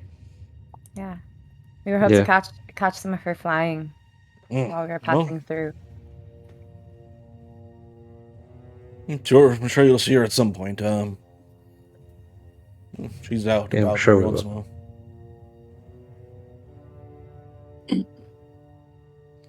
Either Anything way. else I can help you all with? I'm good. We Anybody should else let need the anything? man work. We should let the man get to work. We are paying a rush fee after all. Yeah. We can swing back through towards the end of the day. Sounds good to me. Pulls the sword off the anvil, kind of placing it off to the side on like a table that has a few scraps of metal on it, and slides the breastplate up onto the anvil and begins to pump flames into it and begins to shape the metal. Thank you for heating the metal first before just hitting it.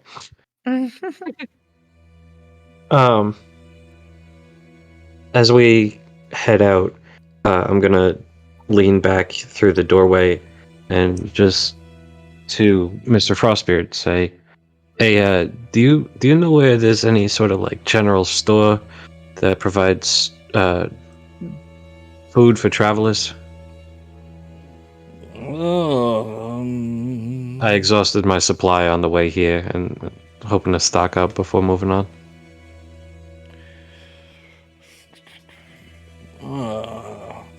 Not a lot of travelers coming through. If you're looking for bits of food, I assume the Wandering Wyvern, where you're coming from, is probably the best bet. Alright. Appreciate you. Enjoy the rest of your day. You too. Okay.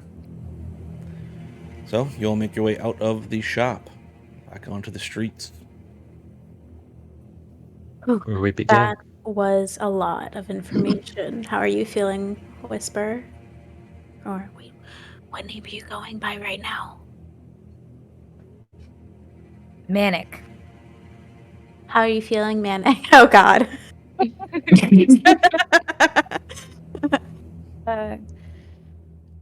Not now. Not out here. I don't know if it's safe. As you say that, you hear the sound of familiar sound to you, Whisper, the sound of open wyvern wings catching of the wind across the city. You turn and see 3 of them in formation glide across the tops of the buildings, just passing over you before continuing out into the distance. Did I recognize any of them? Roll a perception check for me.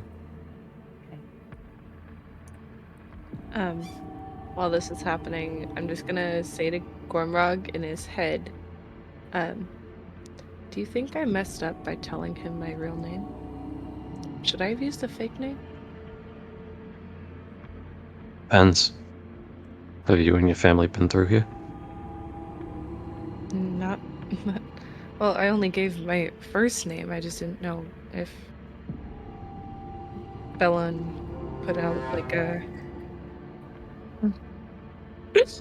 an announcement or anything to be on the lookout. So I panicked after I already said it. Can't say for sure. Whisper did announce our coming. She said that she was coming after him with the huge things in the sky. But, like, who said she was coming? She didn't say the rest of us. He might make an assumption, but who knows? They might have spies watching us. They might have, an entire army looking at us right now. I don't think your name is going to make much of a difference. Let's just Or he could be completely oblivious. wrapped up in his ego. Yeah. And just like, yeah, nothing can touch me. And not even putting out a be on the lookout. I guess we won't know until something happens. Okay. What'd you roll, Whisper? 15. Okay. In the quick glance you see of them, one of them you recognize. He is a friend of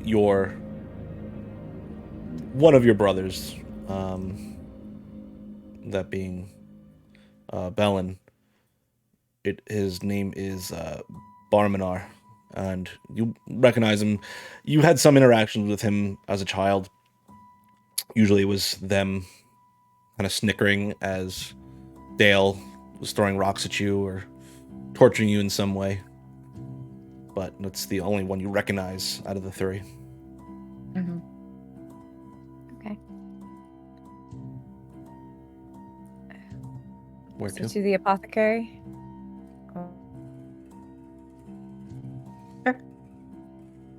Okay. All right. So, using the directions you were given, in short order, you find your way over to the Gilded Lily. The outside of the shop, that beautiful marble stone, almost marble stone, kind of outlining this beautiful building, clear glass, which not an easy thing to accomplish from almost anybody, lines the front of the building, giving you a clear view inside of this beautiful shop. There are vines kind of growing inside the building, down, lining each what you would gather as the shelves, and you see little potions and trinkets and things inside each shelf. There also is this center table that looks like it was actually grown from the floor, and the wood kind of wraps up, leveling off into this flat plane of stained wood. And on that you see this vial kind of pedestaled up on top of it. You see a beautiful high elven woman, this gold and white robes draped across her body, her long ears pierced in several places. But as you all enter in, her attention shifts towards you. Good evening. How may I assist you? I'm gonna step forward. I'm looking for any healing implements, potions, liquids, foods, anything of healing. Well, I've several healing potions. I also have some of my own personal concoctions that I've experimented with that I see have some results. Is there?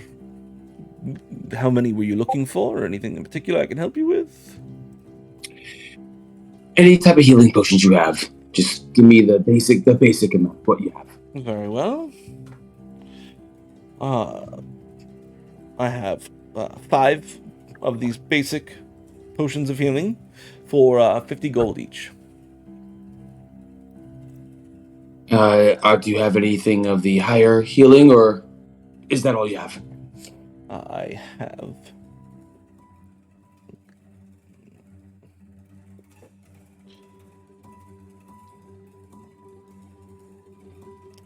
yes, I have several other potions.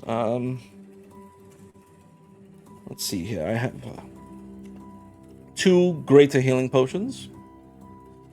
And I do have a superior healing potion. How much do your graders go for? The greaters will be. Let's see here. Those will go for 100 gold each.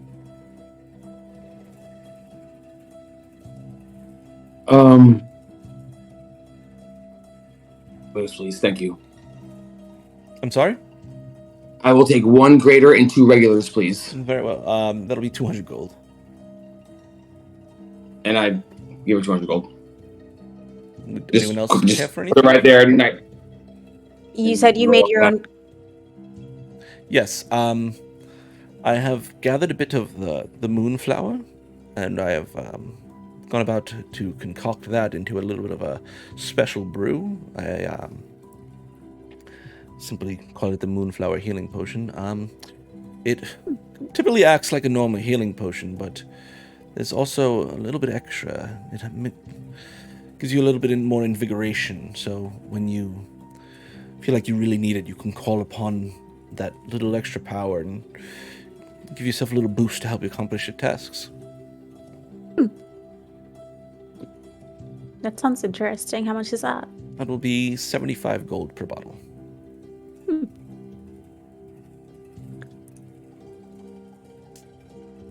Okay. How many? I'm not interested. Are you sure? I'll take one. Okay, 75 gold here.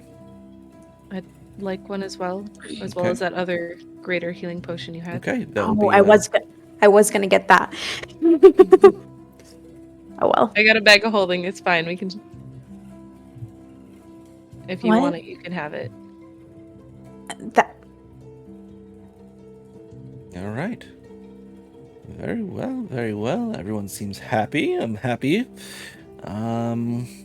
Let's see here. What else can you do? Just for note's sake, it's a 1d4 inspiration on after you take it for 10 minutes.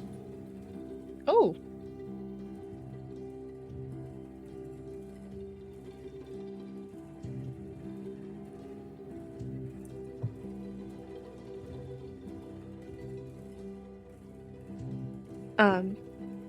Yeah, so I'll take one of the Moonflower healing potions, and then I'll buy the other greater healing potion, but I'll give it to Clover. Okay. Oh, thanks. Anything else I can help you with? Do you have any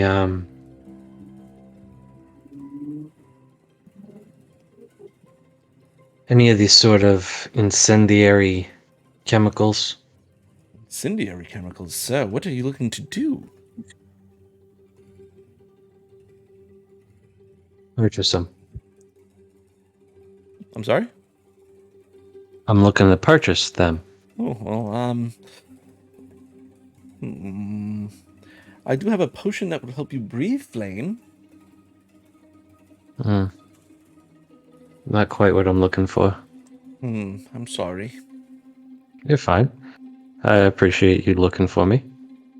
Of course. I will say, one item we have been selling quite a bit, I've almost actually run out of stock, is a potion of watchful rest. It kind of helps give you a little bit of a pep for the day if you didn't get a great night's sleep. Helps you feel a little invigorated for the day. Those I have for 55 gold each, if you'd like. That sounds convenient. I was gonna say, I think those are in high demand lately.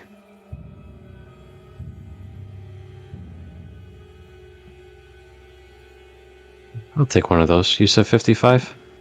Mm-hmm. How many do you have? I have 3 left.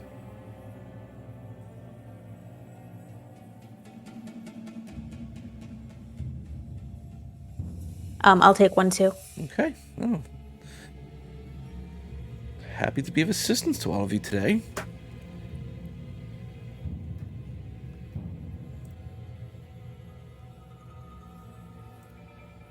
What's in this that gives us that gives people like? Can you explain it a little bit more? The Watchful Rest. It's a potion of watchful rest. When you drink this potion, you gain the following benefits for the next 8 hours. Magic can't put you to sleep, and you remain awake during a long rest and still gain its benefits. I'll take one of those too. Okay. Just buy it out.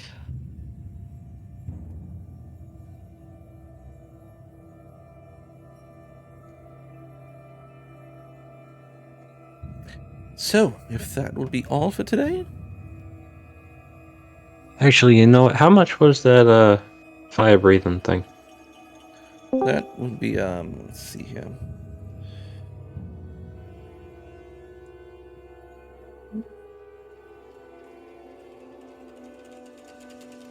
That one typically goes for a, that will be 100 gold.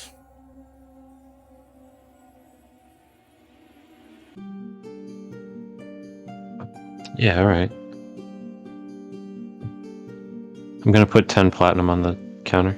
Okay. Ooh, big spender. Hello. Anything else I can get you? How about some information? Well, what kind of information were you looking for? Current events. Well, roll a persuasion check.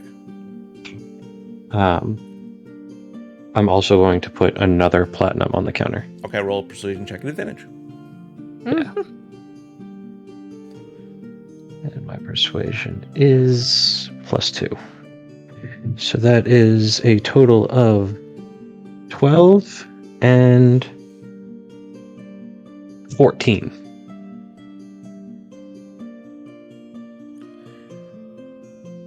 Okay. You said an advantage, right? Yeah. She kind of raises an eyebrow to look at you as you ask, well, how long have you been in Lyragorn? One night? Well, one night's probably long enough. I'm sure you've heard that it's been quite the upheaval in the royal family. Mm-hmm. A lot of rumors going around. Yeah, quite a bit. What have you heard so far? The Empress is lost to us, along with certain others in the chain of command. And the throne is now held by someone else. Well, that is all quite true. Though, if you ask me, I think it's all a big cover-up. I think... Go on. I don't think the one that they say did it, Something about that Dale always struck me as off. It doesn't seem like the up-and-up nice girl type that she plays off to so many people. It did strike me as odd that the person they're accusing of these things doesn't benefit from it in any way. Well, I do know the one they said, I forget her name. Either way, that's neither here nor there. They say that... Yes, miss? I just want a subtle spell to detect thoughts while she's doing this. Okay, go ahead and you cast Detect Thoughts. So, as you kind of gaze into her mind, this woman is a huge gossip. You see, Love it. You see versions of her having these conversations in slightly different ways with maybe 100 other people. There's different versions. She's sitting down at a table sipping tea with people talking about it.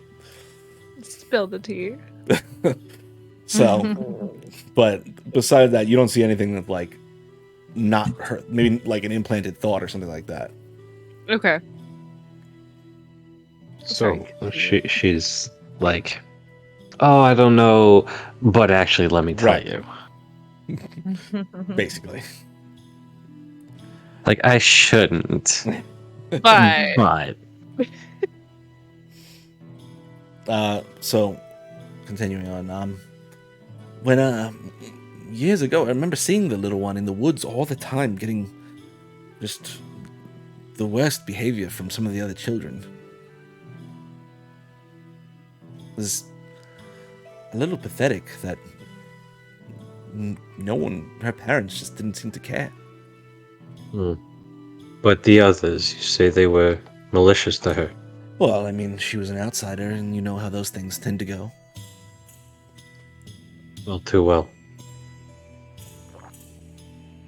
This is where I come from aren't exactly a welcome sight. Well, you seem to be doing quite well for yourself now. Just you find the right people. I want to turn and say, how do they say she did it? So, there's a few rumors going around. One way was that apparently while they were sleeping, she just slit their throats and just bathed in their blood, made a deal with some sort of extraplanar creature, and teleported out. I don't think that's really quite possible. That seems a little far-fetched to me. But they say that she poisoned the food. There's one account where she grew into some large lizard and bit the Empress's head off before turning into a bird and flying out the window. Oh, she sounds hideous. I mean, she's always had a little dirt on her from the few times I saw her, but besides that, it wasn't too bad. Let's see here. What are the other crazy ways of it? Oh, she flew into a rage and ripped them apart with their bare hands. She apparently was being trained by some mystic art and used her hands to beat them to death. There's another account sounds plausible, where she spit flames from her hands. It's just everything you can think of. It's insanity, in my opinion. What do you think happened? Whew, that's a loaded question. I mean, part of me can see her doing it, but part of me thinks that there's a little more to it. You push someone far enough and I can see them breaking. Did anyone see any of the bodies? I feel like that would answer a lot of the questions. Well, the only one we've seen was the former Empress. God rest her soul.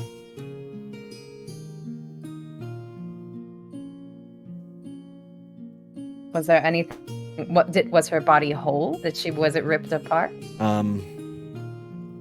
Well, the Empress Dale made a showing of just a head, so. Whoa. Hold on. Run that back. She made a showing?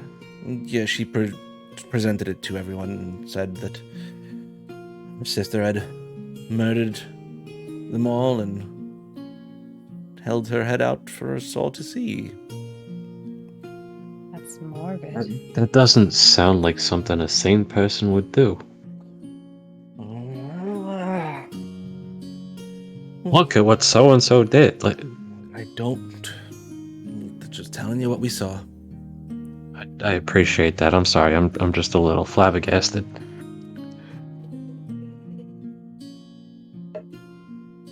I think we also heard a rumor that the younger ones of the family disappeared. Yeah, but we haven't heard anything about them. Plural. Or them singular. Them plural. But I think the three young as well. I think that the one is in the middle of there. There's a lot of them. I'm sorry, I don't remember exactly the age gaps. Three youngest. Missing? Well, not according to the Empress, but I think no one's seen them, heard from them. concerning. And then what's up with all these nightmares people are talking about? Well, some people think it's connected to the one making a deal with someone and inviting all this evil into the city. Some think the city's been cursed because there's this the royal family being murdered, of course. That would bring, allow things in. While some think the Empress has made a deal herself to try to gather the power, which is my personal guess, but I didn't tell you, of course. Who knows? You know how this world is. Things just happen sometimes. Some also think that it could just be bad water. Maybe someone shit in the water upstream and it's kind of make its way throughout the city. Well, at least that shit is easier to deal with. I mean, that would be the most disgusting yet easiest to fix problem.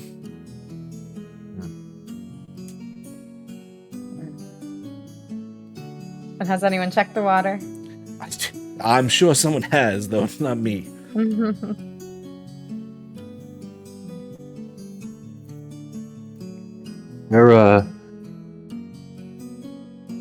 Whereabouts does the Empress spend her time? She rarely leaves the castle, the palace.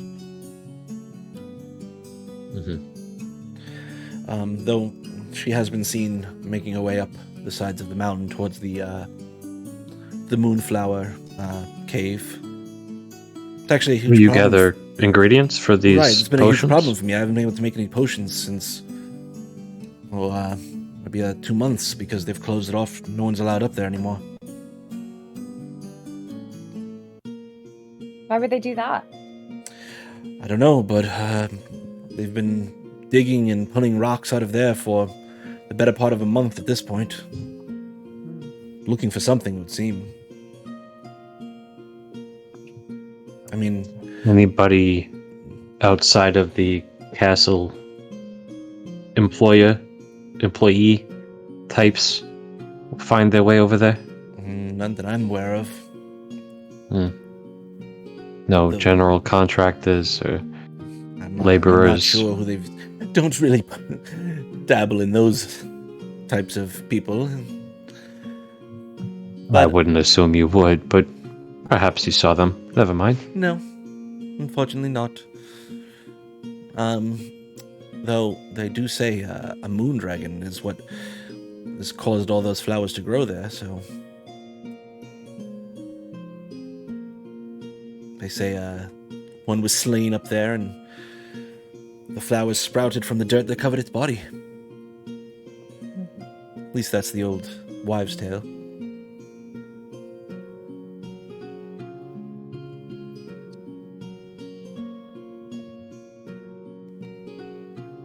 I don't know what a moon dragon is. I can't say that I do either. Would I know what one is? Yeah, what I know. Whisper, you've heard of it. Being from here, you've heard of it. You've never seen one. I would say none of you have ever seen one. But if you want to roll a history check, you can. Me too? Or I just have heard of it? I'll get into what else you would know about it in a minute. You were talking to me? Yeah. Anyone else? Okay, Anyone I'm else that sorry. wants to roll a history check in regards to a moon dragon? No, I'm gonna say I don't know what it is. Nine. What is it, roll? 9. No, you got nothing. 9. So 9?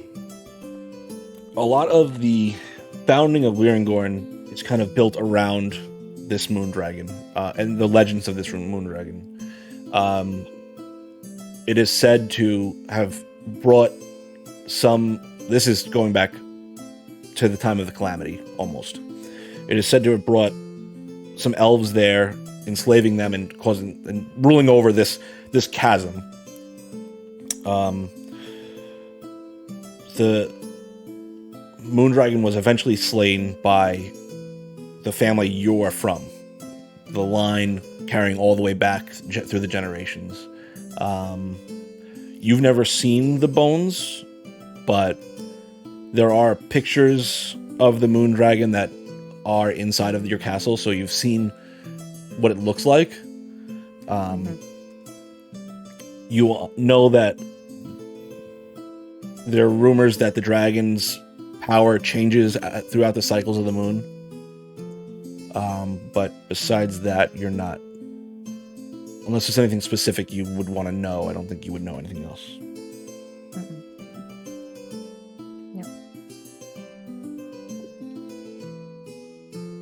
Given the current state of the meta that we are playing from, I think it is a reasonable above-table question to say Katha or Ruidus.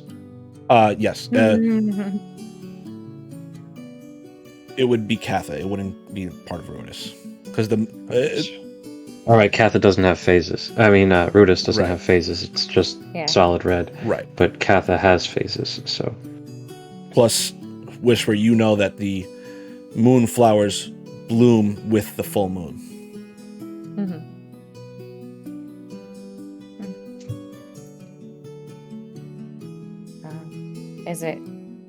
Would I know if it's near a full moon? You just came from a full moon. Okay. You're about about a week and a half to 2 weeks out from the full moon? Because there was a full moon when you guys were in Western.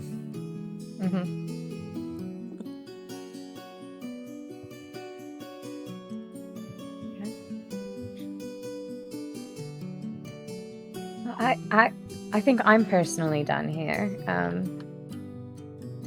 How about you all?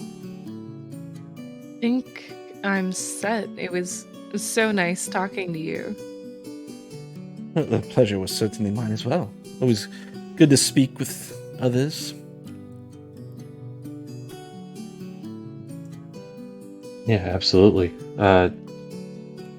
We'll be seeing you again. I really appreciate what you offer here. Thank you very much. Thank you.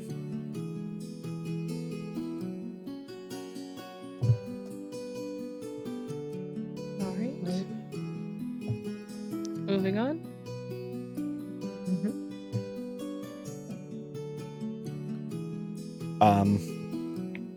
You do know the new moon is coming up.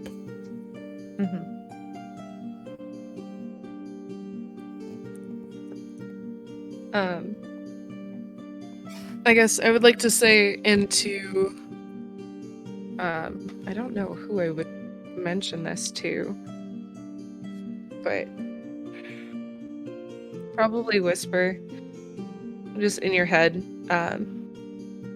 Do you think that might have something to do with your brother? Like with how his eyes looked like moons? And the healing thing? Yes, probably. It's not something that's happened before that I've ever seen on a full moon, but maybe. Well, and she said if one of them struck a deal with someone or something, who knows what that would give them. Yeah.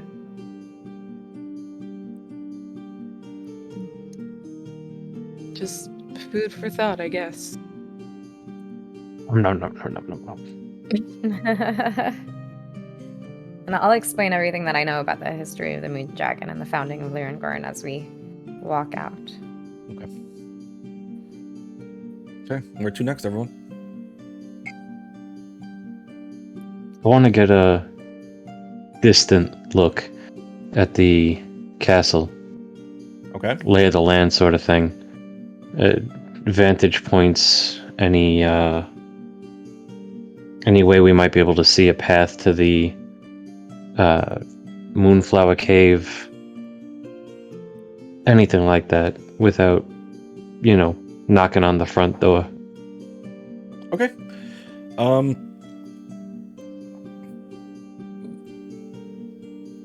Okay. So roll a investigation check for me, I'll say. Investigation.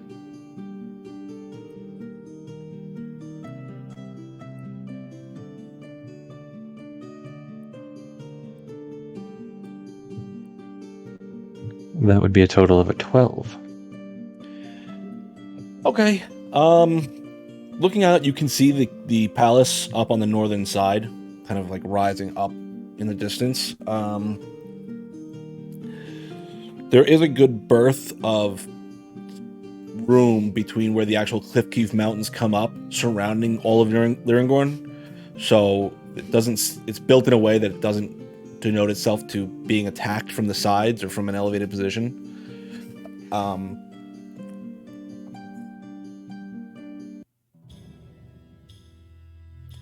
The only spot where it would be towards the rear of the palace, where you see the light from the fires inside the cave. That being around the closest spot that looks like a viable jumping off point if you were to try and attack that way. But you see the stairs kind of built into the stone that rise up to that cave in the wall. Besides that, everything else is relatively well protected against that sort of attack. You do see several nooks built into some of the far walls that look like roosts or sort of like nests, and Whisper, you able to point those out as almost hangars for the Wyvern Riders that defend the city. Mm-hmm. Yeah. The actual Sky Dancers have a much lower place in the city where they kind of gather and train, where those are the more city defense units. Mm-hmm. Would I know where either the Wyvern Guard or the Sky Dancers might hang out after a long day? Sure. Depending on the specific dancer, most of them, at least the pious ones, would go to the Moonstone Grove.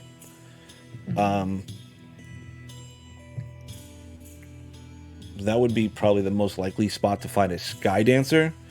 Some of the other, like the guards, the Wyvern Guards, would probably either reside inside the palace, being the pseudo barracks that they use, or they rotate between shifts because you've seen them come and go. So they'll sometimes, if they're working like a few day shift, they'll be up in the hangars, whereas if they're on their off shifts, they'll be down in the actual palace barracks.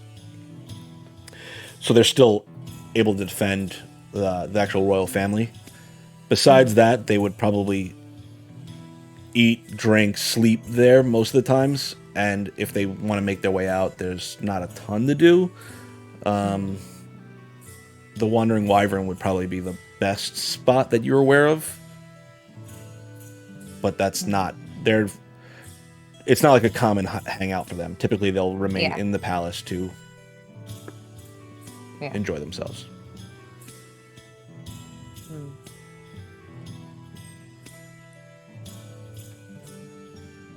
Where do you want to go?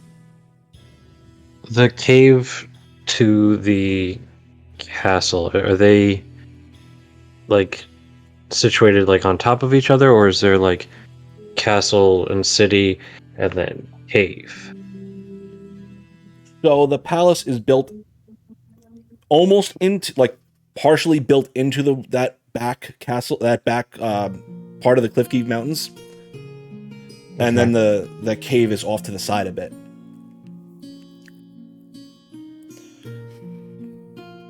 You need to enter into the palace's actual gated area to get to the path that leads up to the cave. But Whisper, typically they let people in through that to go visit that cave, but it's not not everyone goes up to that cave because it is one hell of a walk. But if people come in and request to go there, normally they were able to. Yeah. And we just heard it's closed. Yeah. Mm-hmm. So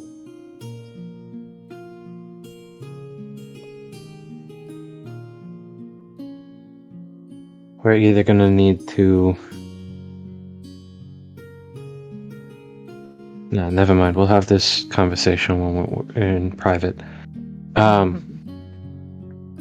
Sorry, what are we doing next? I don't know. How are we all feeling? Do we want to talk to anyone else, or? So EX how they're feeling, and you see Tristan. He doesn't walk away, but he's going closest to like the nearest wall or a tree or something, and just like leaning up against it and just sitting down with one knee up, and he just takes the sword off his back and sits it to put his head up against the hilt, and he's not sleeping, but he's just very unrealistically just laying there, not falling asleep, just laying there, listening.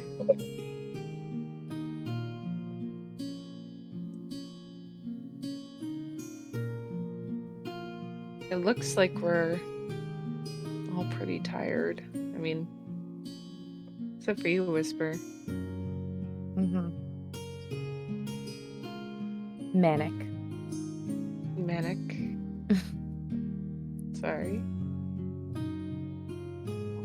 Should we get another night at the inn and discuss there what we want to do next? Or What time is it right now? You're coming up on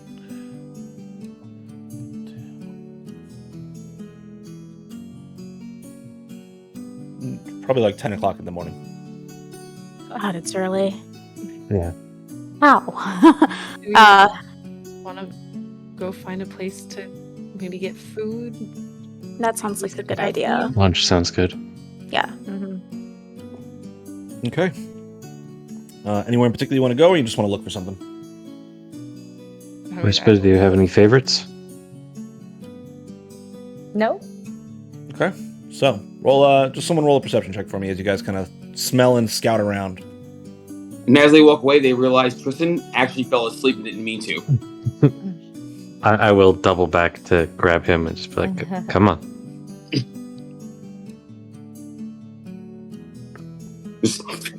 Who's rolling? Taz, are you rolling? It looked like you were reaching for dice. I can roll, but I do still have disadvantage. Well, I guess all of us have disadvantage except for Manic. So, Manic, do you want to roll? I mean, I'll roll. I'll look around. Okay.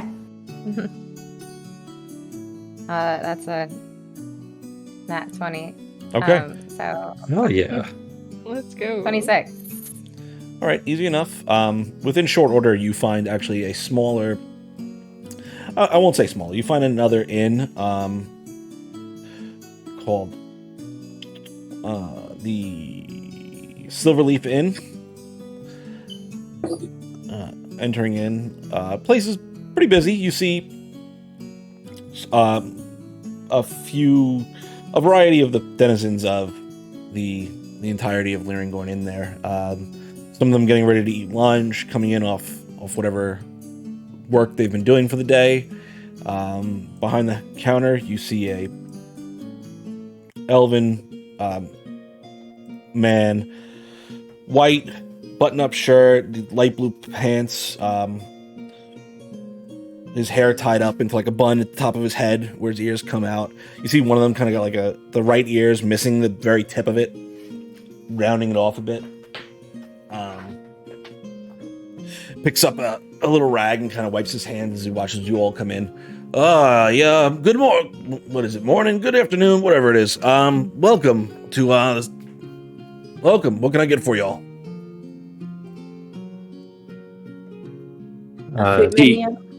Tea. Looking for food. Yeah. Okay, food and tea. Sounds good. By all means, grab any seat you like. You see a few open tables and some spaces at the countertop that you can take. Anything in the corner, sort of hidden away? Sure. Away from everybody else? Yeah, easy enough to find a spot.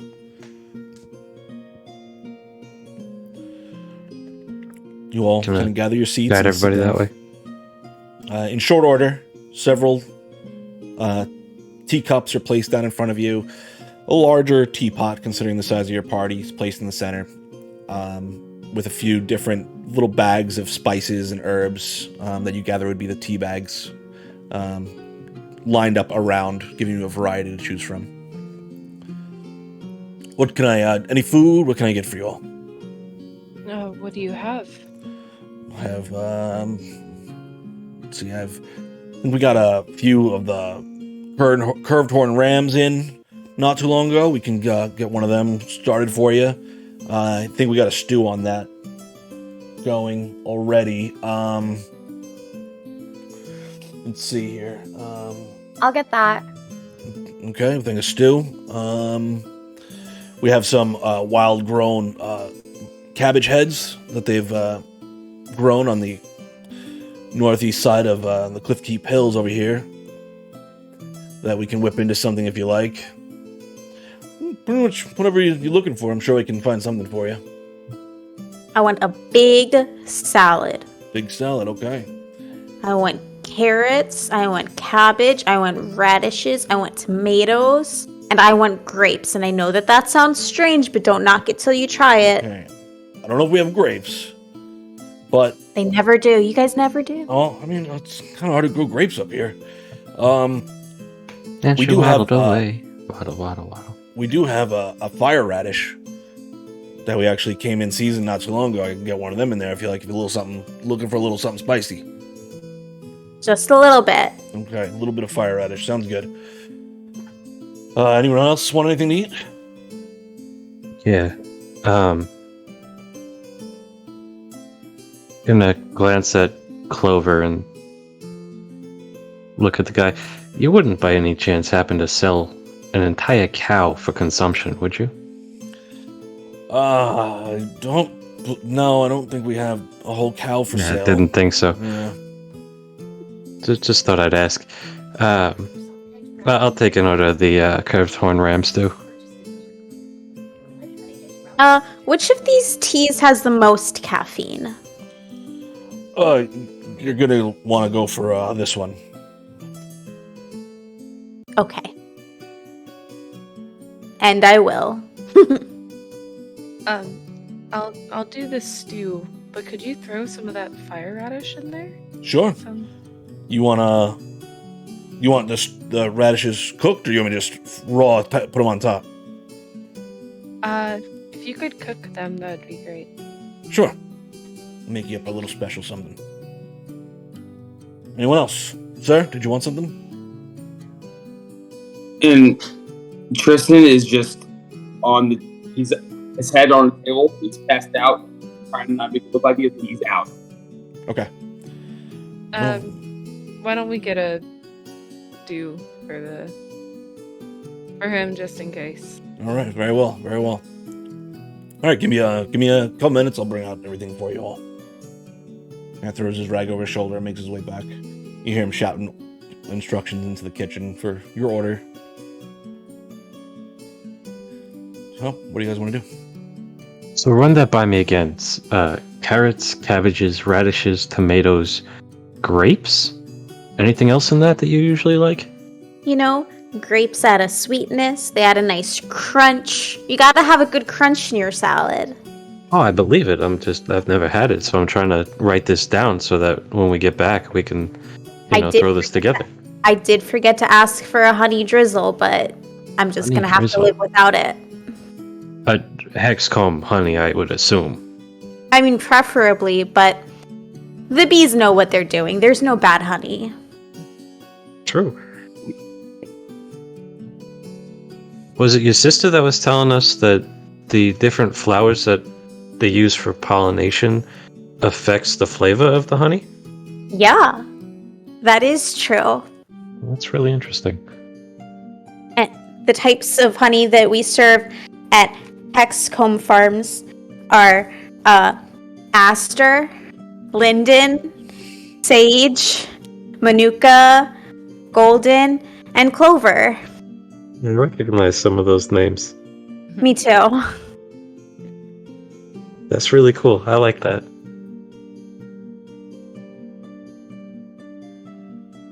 So, guys, can't go into too much detail, But if I were to do something kind of risky without telling you, would that be like a good idea or a bad idea? Depends on risky. Yeah. Like, are we talking like risky murder somebody? Risky steal something? Crispy, Not spicy? definitely not the first one. Not quite the second one, but a little bit. Maybe more in a destruction of property kind of way. Did you hear that? Okay. I mean,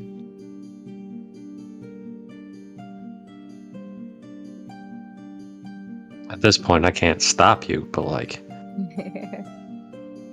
I'd rather you didn't. But like, if you gotta, you gotta, and I'm not gonna really get in the way of that. I don't gotta, but I'm alright.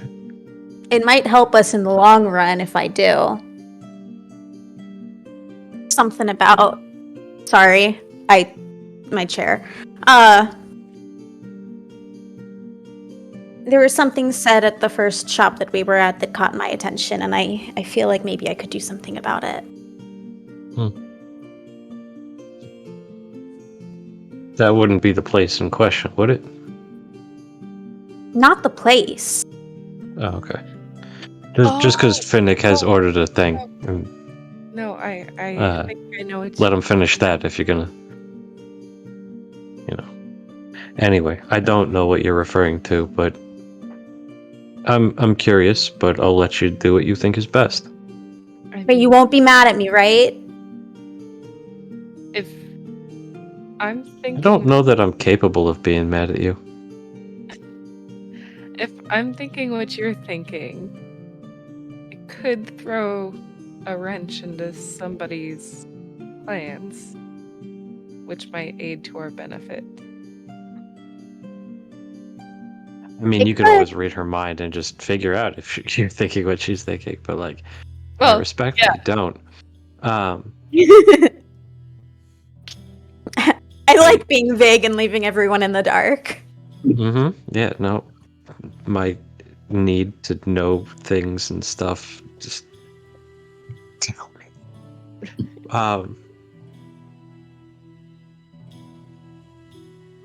At worst, they'll be disappointed. At best, they'll be proud. I don't think I'm capable of being mad at you. I've lived with disappointment before. I can do it again. Me too. I mean, I think we all have at this table. Yeah, I mean, honestly, the more I get to know you guys, the better my life seems. Oh, did I say that out loud? Probably one of the best compliments I've ever received. Thank you. I mean, I was bullied in school, but you guys were bullied at home, and that sounds so much worse.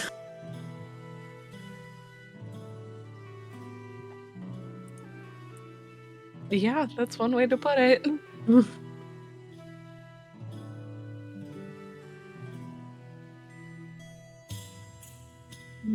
Clover, what else can you tell us about Hexcomb Farms? I mean, it sounds like a beautiful place. It is a Where beautiful did you even place. find your way there? That's a long story for a different day. But I will tell you that Hexcomb Farms is in Humboldt County, which is, you know how Stillben is kind of gross and people don't really like to go there?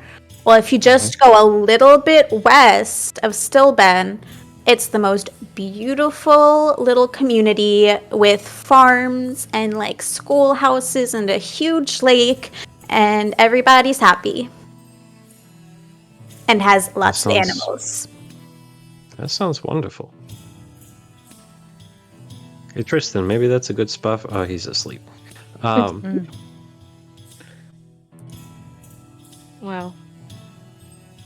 I will tell you guys a little bit more about how I found it one day, but I timed myself telling that story and it was about 4 minutes, so... Well, because you always said that Felix found you. Mm-hmm.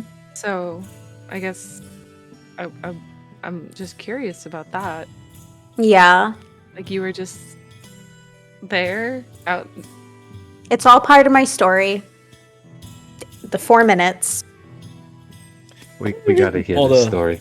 Tray with all the food is kind of landed in front of on the table in front of all of you. Bowls and food is spread out. Oh, I hope As you'll the food enjoy. arrives, I'm just gonna. As the food arrives, I want to elbow Tristan in the side. Good And morning, I go to Sleeping Beauty. start trying to like finish like getting my teacup that I had there before I fell asleep ready. I'm gonna start like, and it's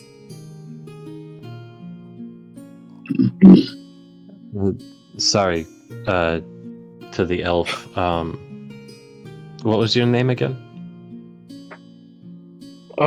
Excuse me. You can call me,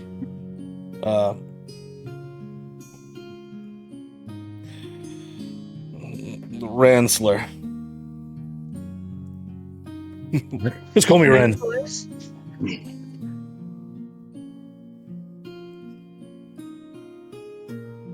Like Rensselaer? Yeah, that one. Uh-huh. Sure.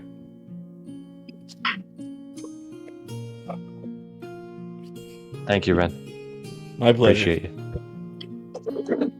So, anything you guys want to discuss while you're eating your food and everything? Well, Tristan's just trying to pretend like he knows what he's doing. Okay. He knows what's there. He's Everybody's grabbing food and got their drinks, and he's just like, Well, Clover, maybe one of these nights we can talk about it if you want to tell your story. Yeah, that sounds like a really good idea. Maybe after, we're not around people spying on it. I'd love to tell it to you. Are we around people spying on us? Roll a insight check or a perception check, whichever you prefer. That's a dirty 20. No, you don't see anyone really paying you all any mind.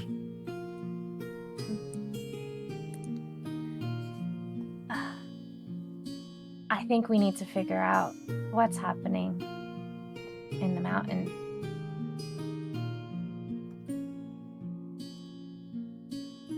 Yeah, we need to go to that moonflower grove. we need to get behind the wall, onto the path, into the Can we cave. just fly there? Can you fly? Talon can. I don't think the rest of us can fly. Also, there's wyverns. Yeah. Do you happen to know any wyverns that are going to appreciate non-riders riding them to a place that is off limits to people and not get reported back to Bellin? No. I don't think so. That's kind of my concern. Wyvern riders are going to report to him.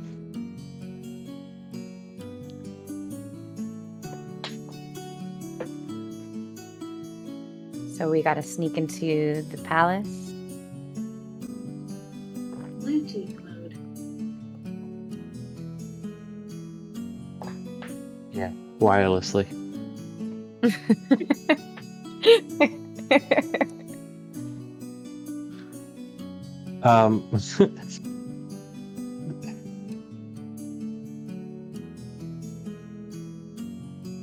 I don't know. I feel like we need to get a better idea of how guarded this place is.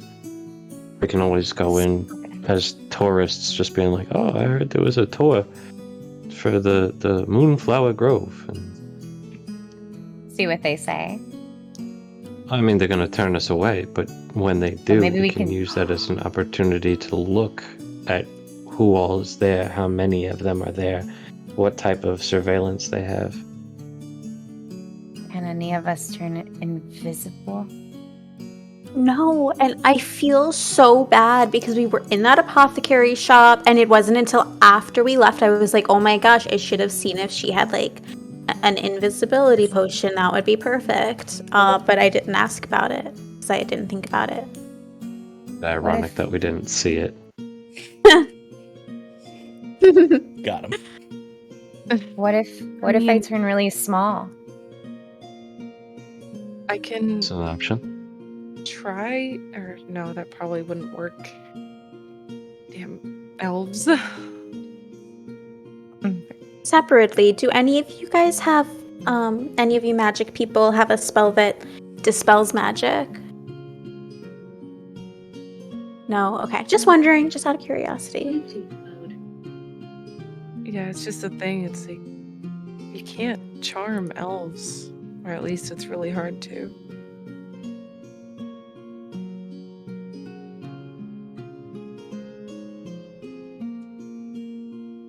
But I can certainly try. I got a few tricks up my sleeve, but I feel like maybe that shouldn't be our first choice.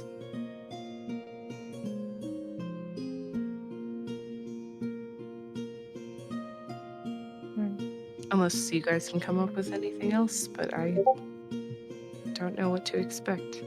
So we got make me really small. We've got charm people. But that's hard. Both of those sound difficult. Perhaps there is a way to create a diversion. I love diversions. I mean, yeah, Clover, you were pretty good at fooling the guards back in Westrun. I'm gonna pull up my my pack, and I'm just gonna pull out the potion of fire breath and 2 flasks of alchemist's fire. I will also just pull out like 2 flasks of just oil and then do a little flicker of flame in my hand. If we're all pulling We out all go something, kaboom. I pull out one of the lockpicking explosives. Oh, I peek it out of my bag. The lockpicking explosive that I have left. Oh, wait, what? What's Lock-picking that? explosive? What? Yeah, back from the cave. I do not speaking of recall which- this. What? I think we found a couple other items in that cave that we never got around to. There's this brooch. I have an item from the cave, but that's my item. I mean, there's a brooch and a ring, but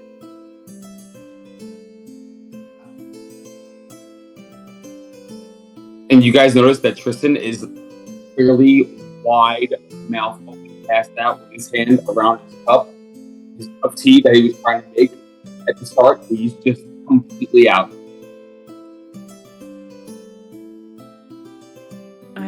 I don't. We should hurry up on our goals, and maybe everyone can finally get a good night's rest. I feel like we should figure out why he's so tired. He's never tired. Right. But, like, we're all exhausted. Everybody in the town is exhausted. I don't know. Clover's gonna grab her glass of water and pour it on Tristan's face. And as soon as the water hits his face, he goes from a very passed out state, and for a couple of seconds, he jumps up and he goes into what everyone would know as a rage form, and his eyes go reptilian, his nails go, and he's wearing his shirt so you can't see his scales going kind of crazy, but he kind of like jumps up, pushes his chair back, kind of even leaves the table in front of him really hard, really far forward, and stands up, and he goes into a rage. Man, doing this, and he jumps up into and you see him go into it. His fangs grow a little longer than they normally grow, but only a little bit longer. And his eyes going from mostly reptilian to fully reptilian, and his body kind of scaling kind of like a dragon for a millisecond. and then kind of warps back into reality. Bluetooth mode. But the table's kind of knocked forward, and he jumps up goes to a complete rage, and then that ends really fast.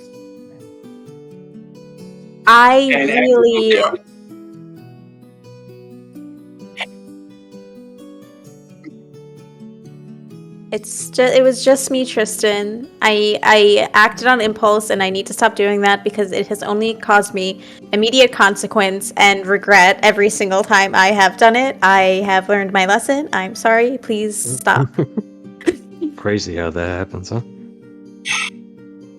I just want to sort of gently, like, touch his shoulder and try and, like, pull him back down into, like, a chair. As you do that, Finnick, the entire inn is silent and all staring at you. He fell asleep and I poured water on his face. I think everyone can understand that around here. He gets a little cranky when he doesn't have his nap. Sounds begin to return and starts to carry on. Oh, yeah. Well, so Tristan, why are you so sleepy? You got, like, so much sleep. And he looks at you, and you kind of see, and he's trying to avert his eyes and his face, but you see his eyes and his teeth retracting and going back. They're not going back the way they should fully. He normally comes down, and he is just sits back, and he grasps his cup, his tea, trying not to break it, and sits back. And you also notice that his ears are about half as long as they used to be. So about the size of my ears? Yeah, maybe a little shorter. Yeah, because I assumed elf ears. Right, yeah, they're maybe a little shorter than yours. And Gormog's right next to him, so he goes to let go of his tea and goes to grab Gormog's arm, but normally he grabs it a little harder than normal, and his claws are still out a little bit. He's normally thinking they're back and retracted, and he uses his arm really hard with the claws out a little bit. Ow, ow, ow, ow. And he stops, and he gets up, goes to grab his tea, and it breaks. The glass breaks as he tries to walk away with it. He lets it go, and he just walks out, and he walks out towards the front door and goes outside and leaves you guys alone. Good. Stop grabbing things. What was That's that? We should pay and go. Clover's gonna cover the tab and leave a nice tip. Immediate regret. Yeah, let's just say whatever the total was, I paid that and I left a platinum for the server. Okay. It was just 2 gold for the whole. God damn. Good. Cool. Mm-hmm. So, you all run outside after your friend. Do you know any which way you're particularly going, Tristan? No, Tristan, he goes outside, and as he gets outside, he takes a big breath of fresh air, and what does he see? So I would say from where you are, the thing that fills your vision the most would be this large tree a little bit towards the center of the city with like this almost like grove around it.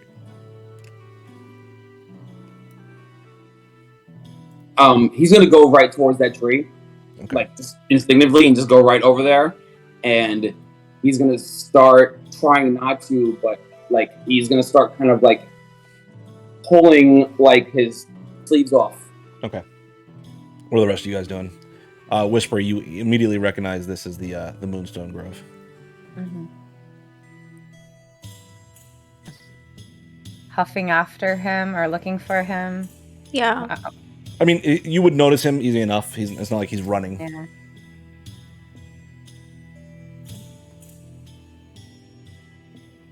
Yeah, I'd follow after him. Okay. Yeah. Trying Gormrog, to go keep- calm him down. We can't be drawing all of this attention. Mm-hmm. Mm-hmm. There's only so much you can do when he's like this. My bad. But I chase after him. Okay. Clover, it's okay. I Okay. keep at least 10 feet behind him, though. Tristan, roll a wisdom saving throw for me. Okay.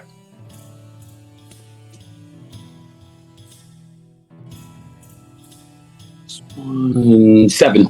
Okay. As you enter into the grove, you immediately feel the anger flush out of your body, and you kind of feel your heart kind of calm down and relax, and you feel a sense of peace and tranquility kind of come over you as you enter in. And looking at you from by the tree, you see this much older elven woman, completely stark white hair, the robes that kind of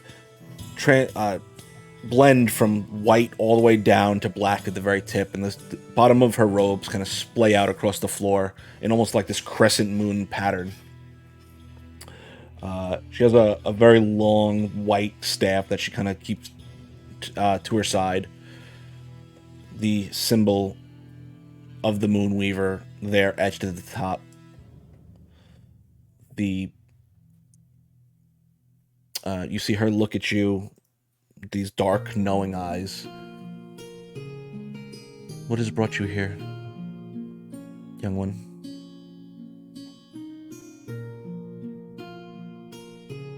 I'm now in my mind state, my regular mind state. Yeah, you're calm. Yeah. We see this as well. Yeah.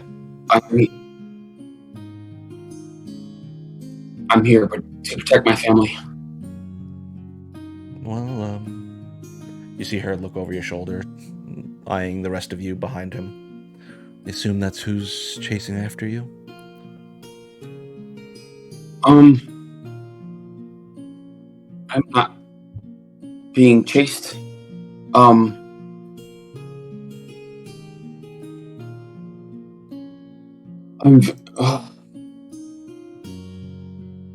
Who are you? My name is High Priestess Erwin.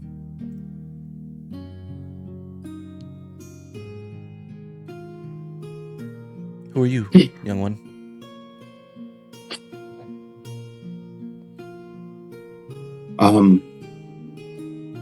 I am Tristan. What's your last name, Tristan?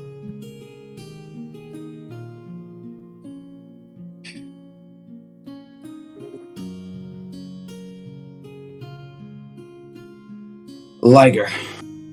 Well, Tristan Liger, well, the moon has guided you here today, and let's see what we can do for you. And as you all kind of gather up behind Tristan, that's what we're going to call it for the night. Ali. Good game, guys. Hope you all enjoyed that game. Hope you enjoyed tonight. Next week we have another episode of Forging Fate. So yay to continue this story. No, we don't. No, we don't. I'm completely an idiot. It's Goodberry. Listen, guys. I'm not a smart man. June 19th, Forging Fates. Thank will you. return. I don't have a schedule in front of me. Next week is Goodberry.